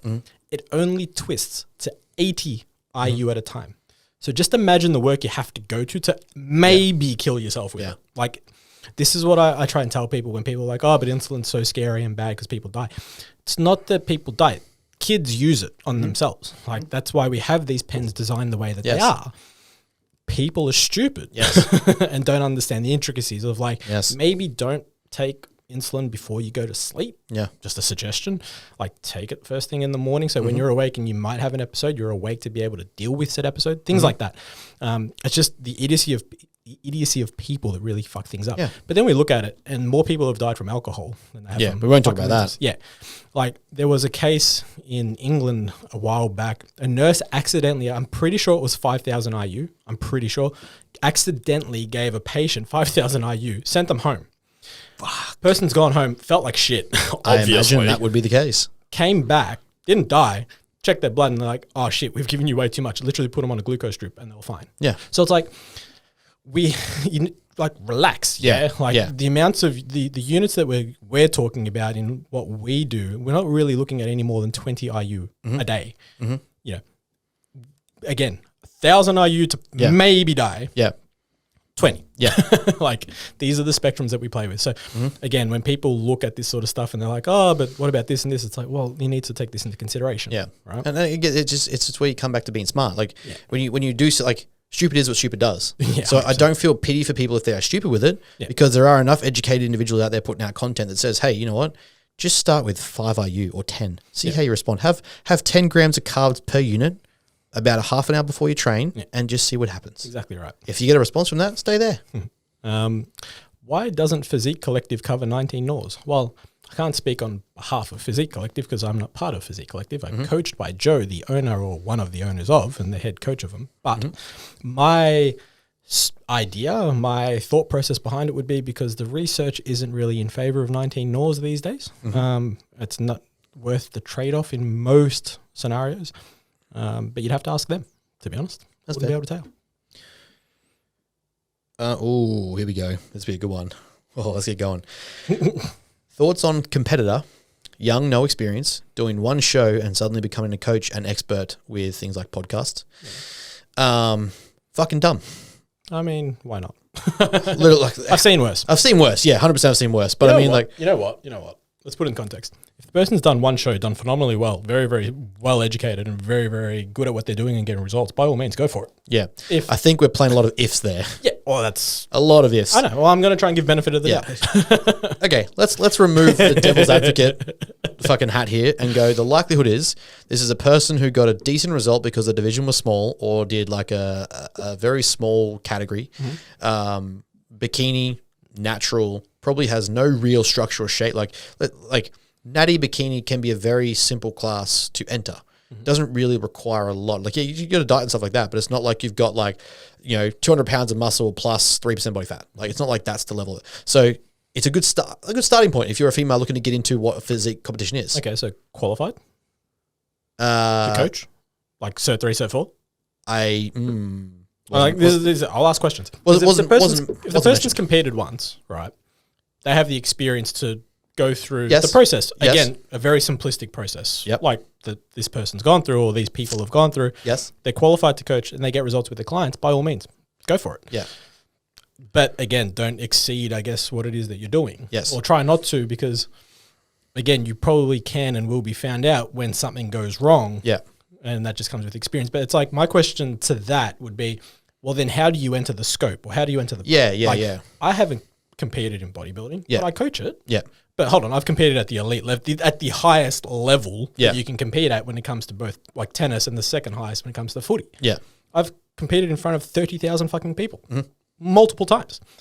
I've done the elite level thing. Yeah. I know what it takes to go to the elite level. Yeah. I've also got results that show that, my lifters in powerlifting, my bodybuilders look phenomenal. I've got people that are IFBB pros that I've done their nutrition and PD protocols, WBFF pros. Like, I've got that on my resume. Yeah. But I haven't competed. Yeah. But I've also got education behind me. Yes. So it's like, okay, well, how do you get into the practice? How do you get into the field if you don't start coaching? Well, if this person is qualified and they've got experience, start. I think the flip side to that becomes the danger that goes with, we know how neurotic and dangerous bodybuilding can be and how 100%. Easy it is for the experience. Like people just doing bodybuilding now for an experience is quite odd to me. It's literally the most elite level of lifestyle performance. People want to do it and put it in their bio. Yes, legit. Like people want it for content and not understand the net negatives and risks that come with it. As much as I love bodybuilding, I talk people out of it. So when you've done, like, let's say you've done one show and your approach with the coach was very drastic. It was like, you suck it up. Fantastic. Yeah. Cool. Good shit. The issue comes for me when you don't actually know how to coach. You just know how to replicate what that person did for you. Agreed. And now you start giving that to 20, 30 young females. And not one of them were told, not like the likelihood, maybe 1% of those probably should have competed. Yeah. The rest of them should have been told, no, let's just do a diet. Let's just do a cut.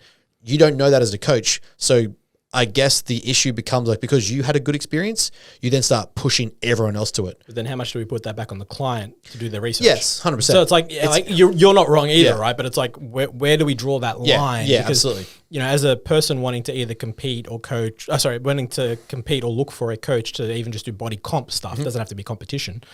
Like, you got to do your research, right? Like absolutely. when you're trying to open when you're trying to get a mortgage, what do? You do your research. Like, why wouldn't you do the same? You know what I mean? But then I guess the caveat to that, and I've had a couple girls come to me for that, to talk about this, is they went to a coach, right, a trainer in a gym or a facility or just an online coach, just simply looking for some body composition change, like and end up manipulated or talked into competing because that coach wants that. That's a totally different story, though. Yeah, 100%. That's not the question.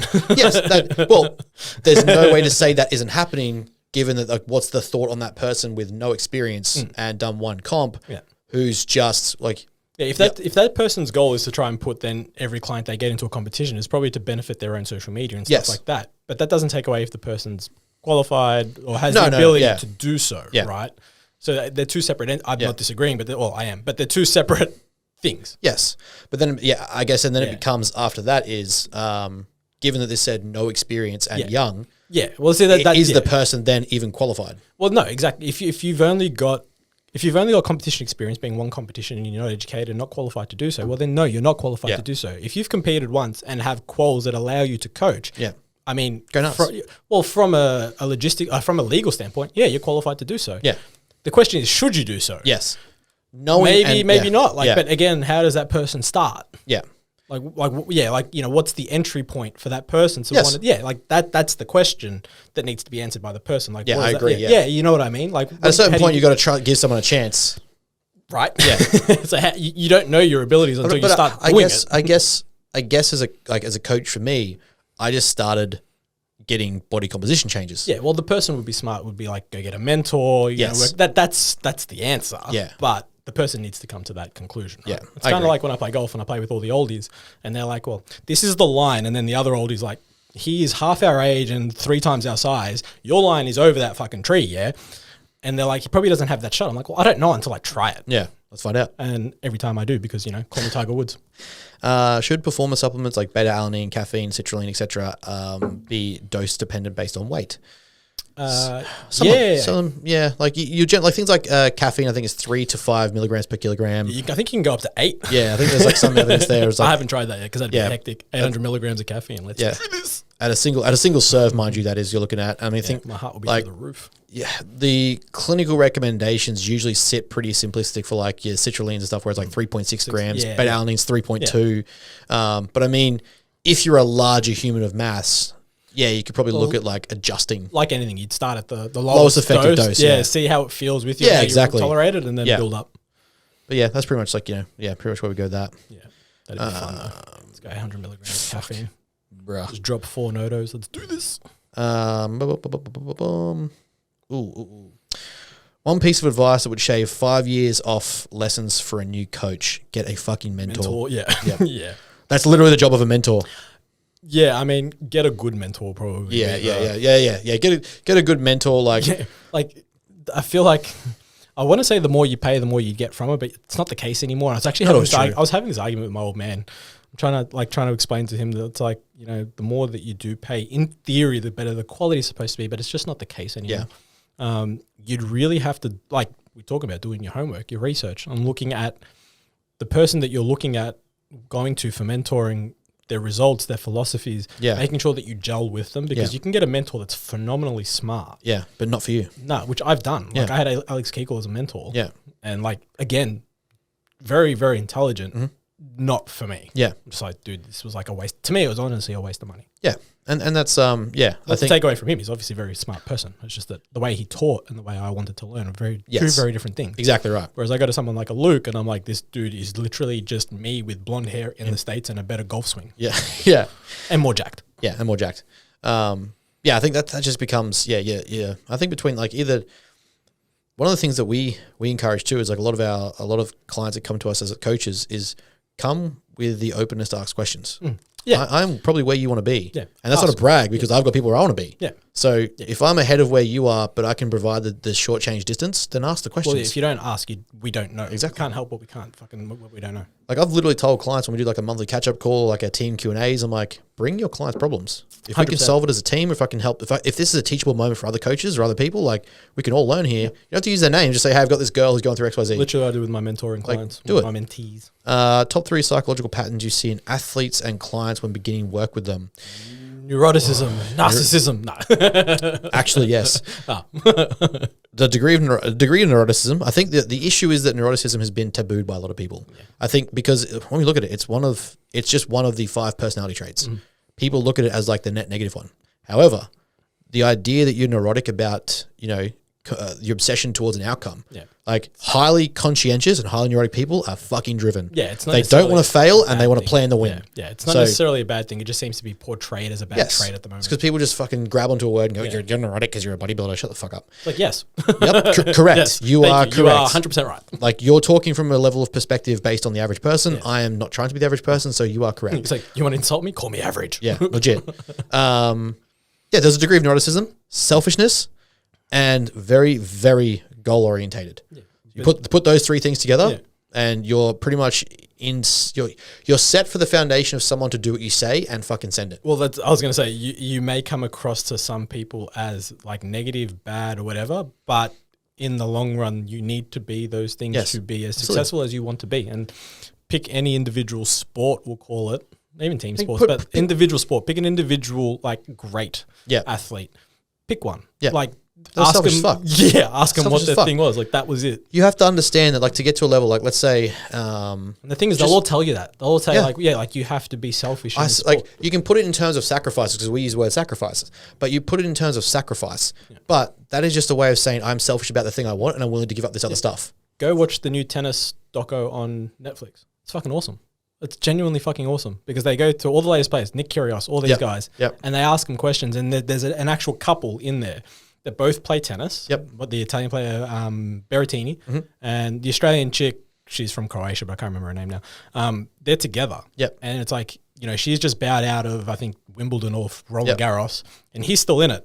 But she has to fly to go to her next tournament and not be able to support her partner. Because she, in fact, is still wanting to be world number 1. And she's the one that knocked out Serena Williams in the US Open. I can never remember her name for the life of me. But it's like, hold on, you've got this couple that both are, top 50 in the world in their sport. But one's progressing. You'd probably think, like your partner would be there to like give encouragement. That would be the healthy environment. Well, they're there. Like she was there, but she had to actually physically get on a plane and leave. And she says, well, it's a very selfish sport and I need to look after myself and do this for me. Exactly. And he's like, I get it. You know what I mean? Even, I get it. even when you look at you look at let's look at team sports, like the American NBA tour, like the cycle, or the circuit. You're 80 something games in a season if you make playoffs. 80 something games in a season. If you're a consistently performing athlete who's on the first call out team, like your run on team, if we would call it that, the likelihood you have 80 home games is illogical. It's just EPL. Yeah, EPL. Literally, you're literally flying around fucking Europe. Then they have like every other bloody league. Then they have Premier League. And they got to fly literally like not just in England. Then they have to fly to like fucking Germany and Spain and to get to any of these levels where there's a high degree of excellence and success requires a high degree of selfish endeavor because you just simply don't. And it's not.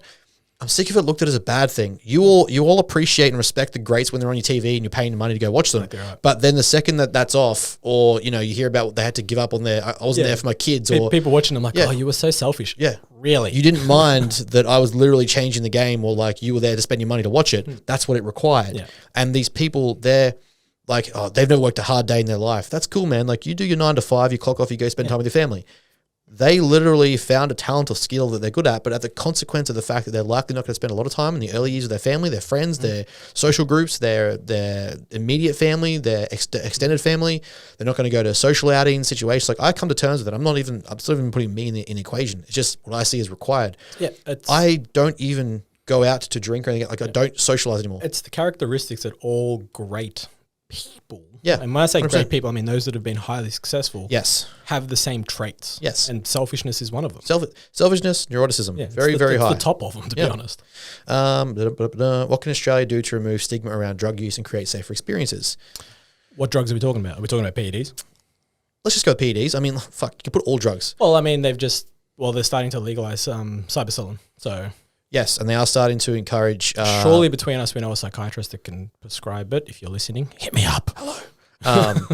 But yeah, they're starting to explore, especially in Australia. Australia's, I think, one of the founding researchers for I think psychedelics for the treatment of PTSD. Monash? Yes, I think it was. Yeah, and they're looking at the treatment of PTSD, MDMA anxiety, and psychedelics for PTSD. So PTSD, anxiety, and I think there was it might have been depression in there as well. And the crazy part is the microdosing exposure is actually showing positive results. Yeah, which we know from anecdote, not we, just people. Yeah. I mean, that I know, especially in Europe, actually, that do microdose with that sort of stuff and have a very good positive effect from an anecdotal standpoint. The issue comes in the larger exposure doses where the dopamine receptor can't handle it, and you basically end up with a big dump at the end. Yeah, exactly. If you're microdosing and developing that tolerance, you actually get the positive associations with less of the consequences. Which also carries across the PEDs if you're taking testosterone and getting one injection a week and getting side effects, and microdose it, you'll level out your testosterone blood plasma. I think one of the like, if we narrow it down to like I read that PEDs, we need to get to a point where the taboo is taken away from testosterone. No one has an issue with menopause and treating that, but for some reason, when it comes to andropause and it comes to discussing TRT and it comes to testosterone, I know. It's at this point where it's like a very different story. We can literally see the correlations in data, and I don't care how you want to debate these. We can literally see men's andropause onsets from about 31 to 45. We start to get to our lowest rate of test production. Yet we see the highest rates of divorce are 45 to 55, and we see the lowest rates of mental health, and suicide, men's suicide, 45 to 55, and like you start to see what they call like the midlife crisis. Is all of a sudden these drops in stuff and men start acting sporadically and that sort of shit. Shockingly, if we introduce something called testosterone, that seems to regulate out. And we're suddenly a little bit happier, a little bit healthier. Who would have thought? Less fat, less lazy, more driven. Who would have thought feeling good correlates with a lot of other Who'd have thought that testosterone is associated with goal-orientated, motivated behavior? Shocker. But yeah, so I knew.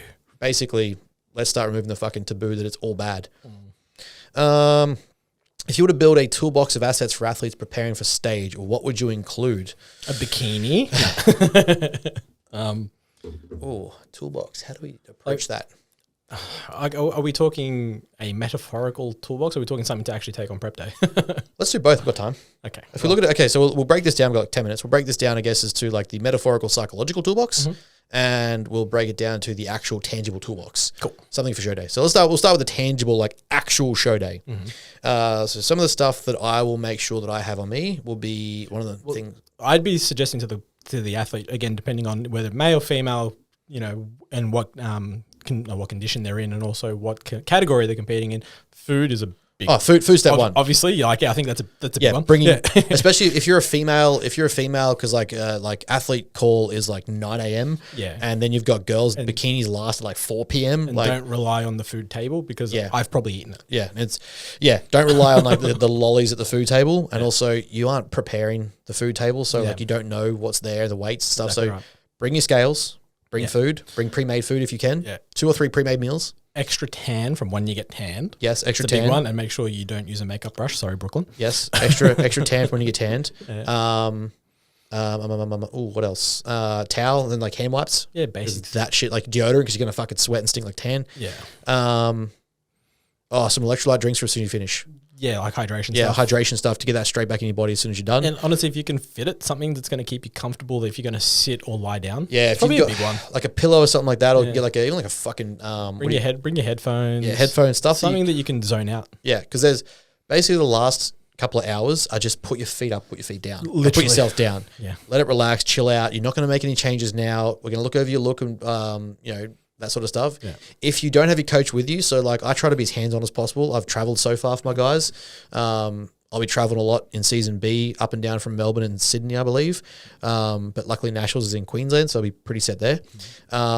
if you don't have a coach with you who's already prepared, power bands and probably resistance bands, just for things like pump ups, contractions, adding resistance, because they do have weights backstage, but the likelihood that everyone's sharing, like you get some, like most people are pretty good, but you don't always get everyone be open to sharing. It's like, all right, are you doing your drop set? Like, let me get mine. Or like, how about you hold the towel and I'll hold you? And then like, you know, you get a few guys who are all about that shit. Take some bands. The broness behind the stage, but then there's also people who aren't. Yeah, so it's like, just don't rely on the facility to have what you would think it would have. Again, it's focusing on what you're in control of and what you're not at a pro show, so you're not going to get, even the pro shows don't even get half of that shit. So. Legit. So yeah, making sure you got that. Know the times, at least to the degree where what time you have to start your day, because if you're meal timing, tan timing, organization of your day, like, so we've had some pretty cool results so far with people coming to our house to start the day and like just having a nice team environment. So we get a content, get some photos, get some check-ins, look over your final look, make some touches if we need to. And then we go off to the show. That's knowing where everything's stacked up. So if my tan girl is in the city and you live fucking north side, there's no point going north side again when you can come to our place straight and go straight to the show. Have like a central point to go to. Exactly. So no times and no locations before you get there. So you aren't rocking up last minute to be like, well, fuck, what do I do? Where am I going? Once that's all organized, then you're pretty sweet. And then just something to throw on afterwards. Like you don't want to stay in the same... Yeah, well, especially if you're going to go and get food straight after, because let's be real, it's probably what you're going to do. Exactly. Yeah, you want to put something comfy on. Yeah, put something on. And like chicks, I've seen chicks now that have been doing gowns a lot. Like chicks doing gowns. I don't mind that. Yeah, I think it's also something to do with the tan. Yeah, like it keeps the tan. Yeah, it keeps tan. It doesn't rub off as much. Yeah, exactly. So something like that. Maybe we should do that for the guys. Yeah, just get gowns. Yeah, I've seen one or two guys. Matter athletic robes. Yeah, 100%. And just have like a fucking snape hood. Silk. Yeah, just straight silk. Nothing touches his body but silk. 100%. But yeah, I think that pretty much like beyond that, like you're looking at like you can do salt tablets, you can do salts, even salt shakers, stuff like that. Yeah. But just have condiments, like hydration stuff. Like honey or jam, like your spreads, like know what your meals are. Like by that time, your coach should have you knowing what your carb ups are. Yeah, I mean, you discuss this with your coach. Exactly. Show day. My guys generally know they're bringing rice cakes and jam. They're bringing some fucking pre-weighed lollies, burgers and hot chips. Yeah, burgers and hot chips 100%. Backstage. Cheeseburger. If it's my bigger guys, they're probably already bringing 2 half-made meals anyway, like cream of rice, something like that, super easy digesting. And yeah, that's pretty much it for the tangible one. Uber Eats Macca's. Yeah, just get it sent there. Big triple fucking cheeseburger pizza from fucking Hungry Jack's. Legit. And okay, so then we go to like the metaphorical toolbox. Then we're going to start looking at like, are we talking across the duration of prep or just show day? Well, I mean, you'd probably look at, show day per se, right? And as a coach, it's pretty straightforward for us. It's really like any competition. It's keeping the athlete as calm as possible, making it as smooth as possible. So a lot of the things that like I know from a coaching perspective that I can sort of handle or take care of is like, keeping on track of the timing of when things happen, because nothing goes to fucking plan or time. So it's like, at least I can, as a coach, like when Ben was competing and even Tom, I'm like, I can go, okay, like this group is in the warm-up room. So this means we've still got 3 groups ahead. We've got time, have a bite, chill out. That's what coaching and game day coaching is about. Yeah. It's really... It's mitigating stress. Literally. The stress of the day. It's keeping the person as calm as possible, so they just have to eat, carb up, practice, practice, pump up and go. Yeah, we want you to enjoy the day as much as possible. So to do that, we alleviate as much of the anxiety and stress as possible. Exactly. I know it's like, I describe it like when you're going up onto like, especially the first few times, is going up in a plane before you parachute. The fucking flight up is horrible. You're shitting yourself like, holy fuck, the plane looks like it's about to break in half. Some old dunger like fucking propeller engine. It's the best with some sticky tape in the corner. Yeah, it's legit. You're seeing the tape fucking flapper. But then when you get out of it and you jump and you fall and you're looking down like, this is fucking amazing. Like, how many people can do this or want to do this? It's the same thing when you get on stage. So for us, the biggest thing is always to make sure that you facilitate a positive day. And the way we can do that is by alleviating some of that take up stress. Like if you're getting more and more anxious and stressed as you close to stage, I'm doing a bad job. Like Michael said, he was hilarious on show day. He's like, man, I'm fucking chill because you're running around doing everything. I was like, good. That's what I want. Relax. I've seen the times change 3 times. I've seen the schedule change because the DJ was late. I've seen this happen. Like I need to know when you're carbing up, because last time at the state show, he was like carbed up and pumped up and there's a 40-minute wait because they didn't have something was like behind. So I was like, okay, for nationals, I need to be way more on that. So I was way more on that. And he was chilling. He was like, bro, I'm fucking relaxed. I'm like, good. Headphones on. Yeah, sit down, put your feet up. Listen to Bros with Brains. Let's go. Listen to Bros with Brains. Probably not a good idea. Let's go. Stress you out a little bit more. I'm realizing everything I did was wrong. Fuck, what did I do for this fucking prep? Let's Yeah, and then there's like, the I guess the expectation of the day is like, if you're going to create a toolbox, is to ground yourself a bit more and humble yourself with the expectations of the day. Manage the expectation. Yeah, you're not going to get your pro card in your first win, and if you do, fantastic. But the likelihood is you're not. So let's pull that aside and just say, like, look, regardless of outcome, the point here, like, the work is done. The journey in the process is what's the funnest part. But the show days where you get to show it off. Well, you where get to celebrate the fun. Exactly. So, that's where you make the most of it, regardless of finish. That's where I hate when people get so antsy and shitty and pissed off. Like, I know we're trying to make careers of it and like take it seriously and go to that next level. But once you're on show day, the job's done. There's nothing more you can do. Yeah. You can pose the best you can, and that's your responsibility as a client, is pose your ass off, focus on those, breathe, contract, focus on and this is where pre-show day posing practice is important, because then it becomes second nature. You don't have to stress about the posing, you're just doing it. So you enjoy that. Prepare for the fact you're going to enjoy the day, humble yourself, enjoy the experience, because you've just done something that less than 1% of the world can do. Exactly right. Especially if you bring it in a condition that's like reputable and worth looking at. I think be gracious in the fact that you've had an opportunity to do it, and be able to look back and know, and this is where, again, processes are so important. Be able to look back and know that regardless of where you finish, there's nothing more you could do. Once you do that, again, it's like the expectation of free falling and parachuting. Once that chute goes, I was profoundly euphoric about it, because I was like, I could die here and there's nothing I can do. Yeah. If that chute doesn't pull, I'm dead. That's just it. It's like, it's literally out of your control now. The only thing you can control is what you can control, right? 100%. That's your posing and making sure you have fun.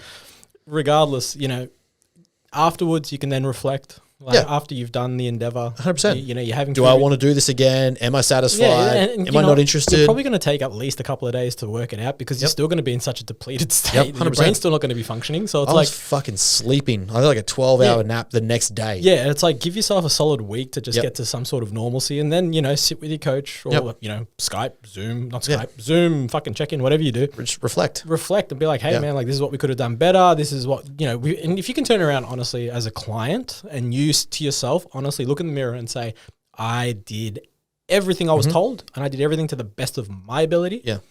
Done. Yeah. That's it. And I think a really big one that I would encourage everyone to do, and I know it's not for everyone, I've literally got clients who tell me to shove it when I say it, journal and reflect.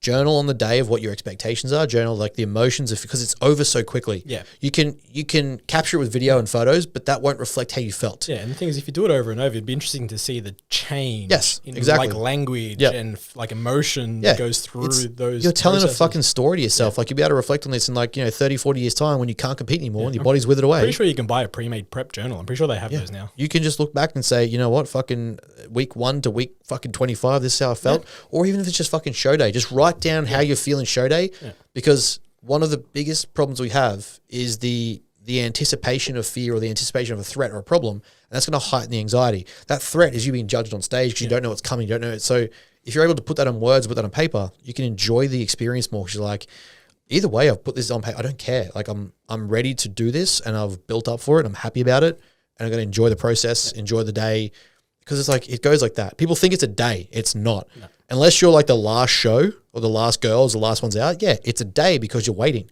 The actual event is fucking, even if you do, like, say you do 3 or 4 divisions, 60 seconds each, you only do 1 round of your routine if you're a guy. So once you've done that, that's over. Then it's just mandatory quarters and call-outs. So say you make call-outs a couple of times, you might get 5 to 10 minutes on stage in total if you're actually being rotated through. So expect it to be quick, but enjoy the hype, the situation, the environment, the smells. Like, I can reflect and remember and recall the entire detail of the smells, everything from getting the medal, because it's just like, it's literally like that smell of tan. Like, you smell it on someone else, you're just like, oh, I remember this. That walking into the room the first time. Like, where are you, bro? I'm like, I'm just laying down. Everyone was laying down with and tanned, fucking tan, black on. Everyone looked like a fucking Oompa Loompa that was just jacked. I'm hilarious.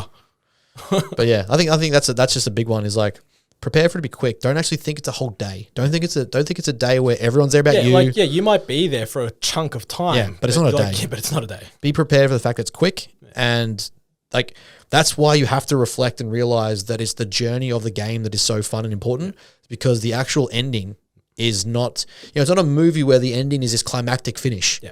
It's really not. Like, you can get to the end and maybe get first place. That's cool. But after that, the journey keeps going. Yeah, and that's the thing. The biggest thing, I think, will be the reflection after, because it's also going to lead into your next phase and getting healthy. Yeah. Like, that's part of the reflection, because I think acceptance of what's happened makes it much easier going forward. Yeah. Right. And I think that's what a lot of like clients miss out on, having that chat with the coach and understanding that this is what's happened or what's occurred. This is the plan for you to come out into like your health phase, right? Yeah. Or whatever it is. So this is what I need you to do. And we can do this because we've done this. Like, you know what I mean? Yep. And I think that gets lost in translation a lot. Yeah. Yeah, I think we've clocked up 2 hours, which is the time we booked in. Yeah, that's the longest podcast we've done. Yeah. I actually had someone say, why don't you guys do a 2-hour podcast? I'm like, well, usually people don't want to listen to us rant for 2 hours, but Yeah. maybe they do. Maybe. But yeah, well, maybe this can be either one episode or just 2 broken down ones. Yeah. But either way, guys, that is all from us. That is everything for this week, this episode. That's it. Yeah. It's fun. It's We'll hot. sweating. Sweating. It's getting pretty stuffy here now. Dying. We're not yeah. this white usually. We're going to get My some... arms are yeah. It's just the lights. I swear. Fucking hot. We're going to get some training content hopefully this week when Scaff decides to wake up and train with me and not lie about dates that people are calling him. Yeah, I got it wrong. America, Tuesday, fucking Australia, Wednesday. Same. Yeah. So tomorrow morning. All right.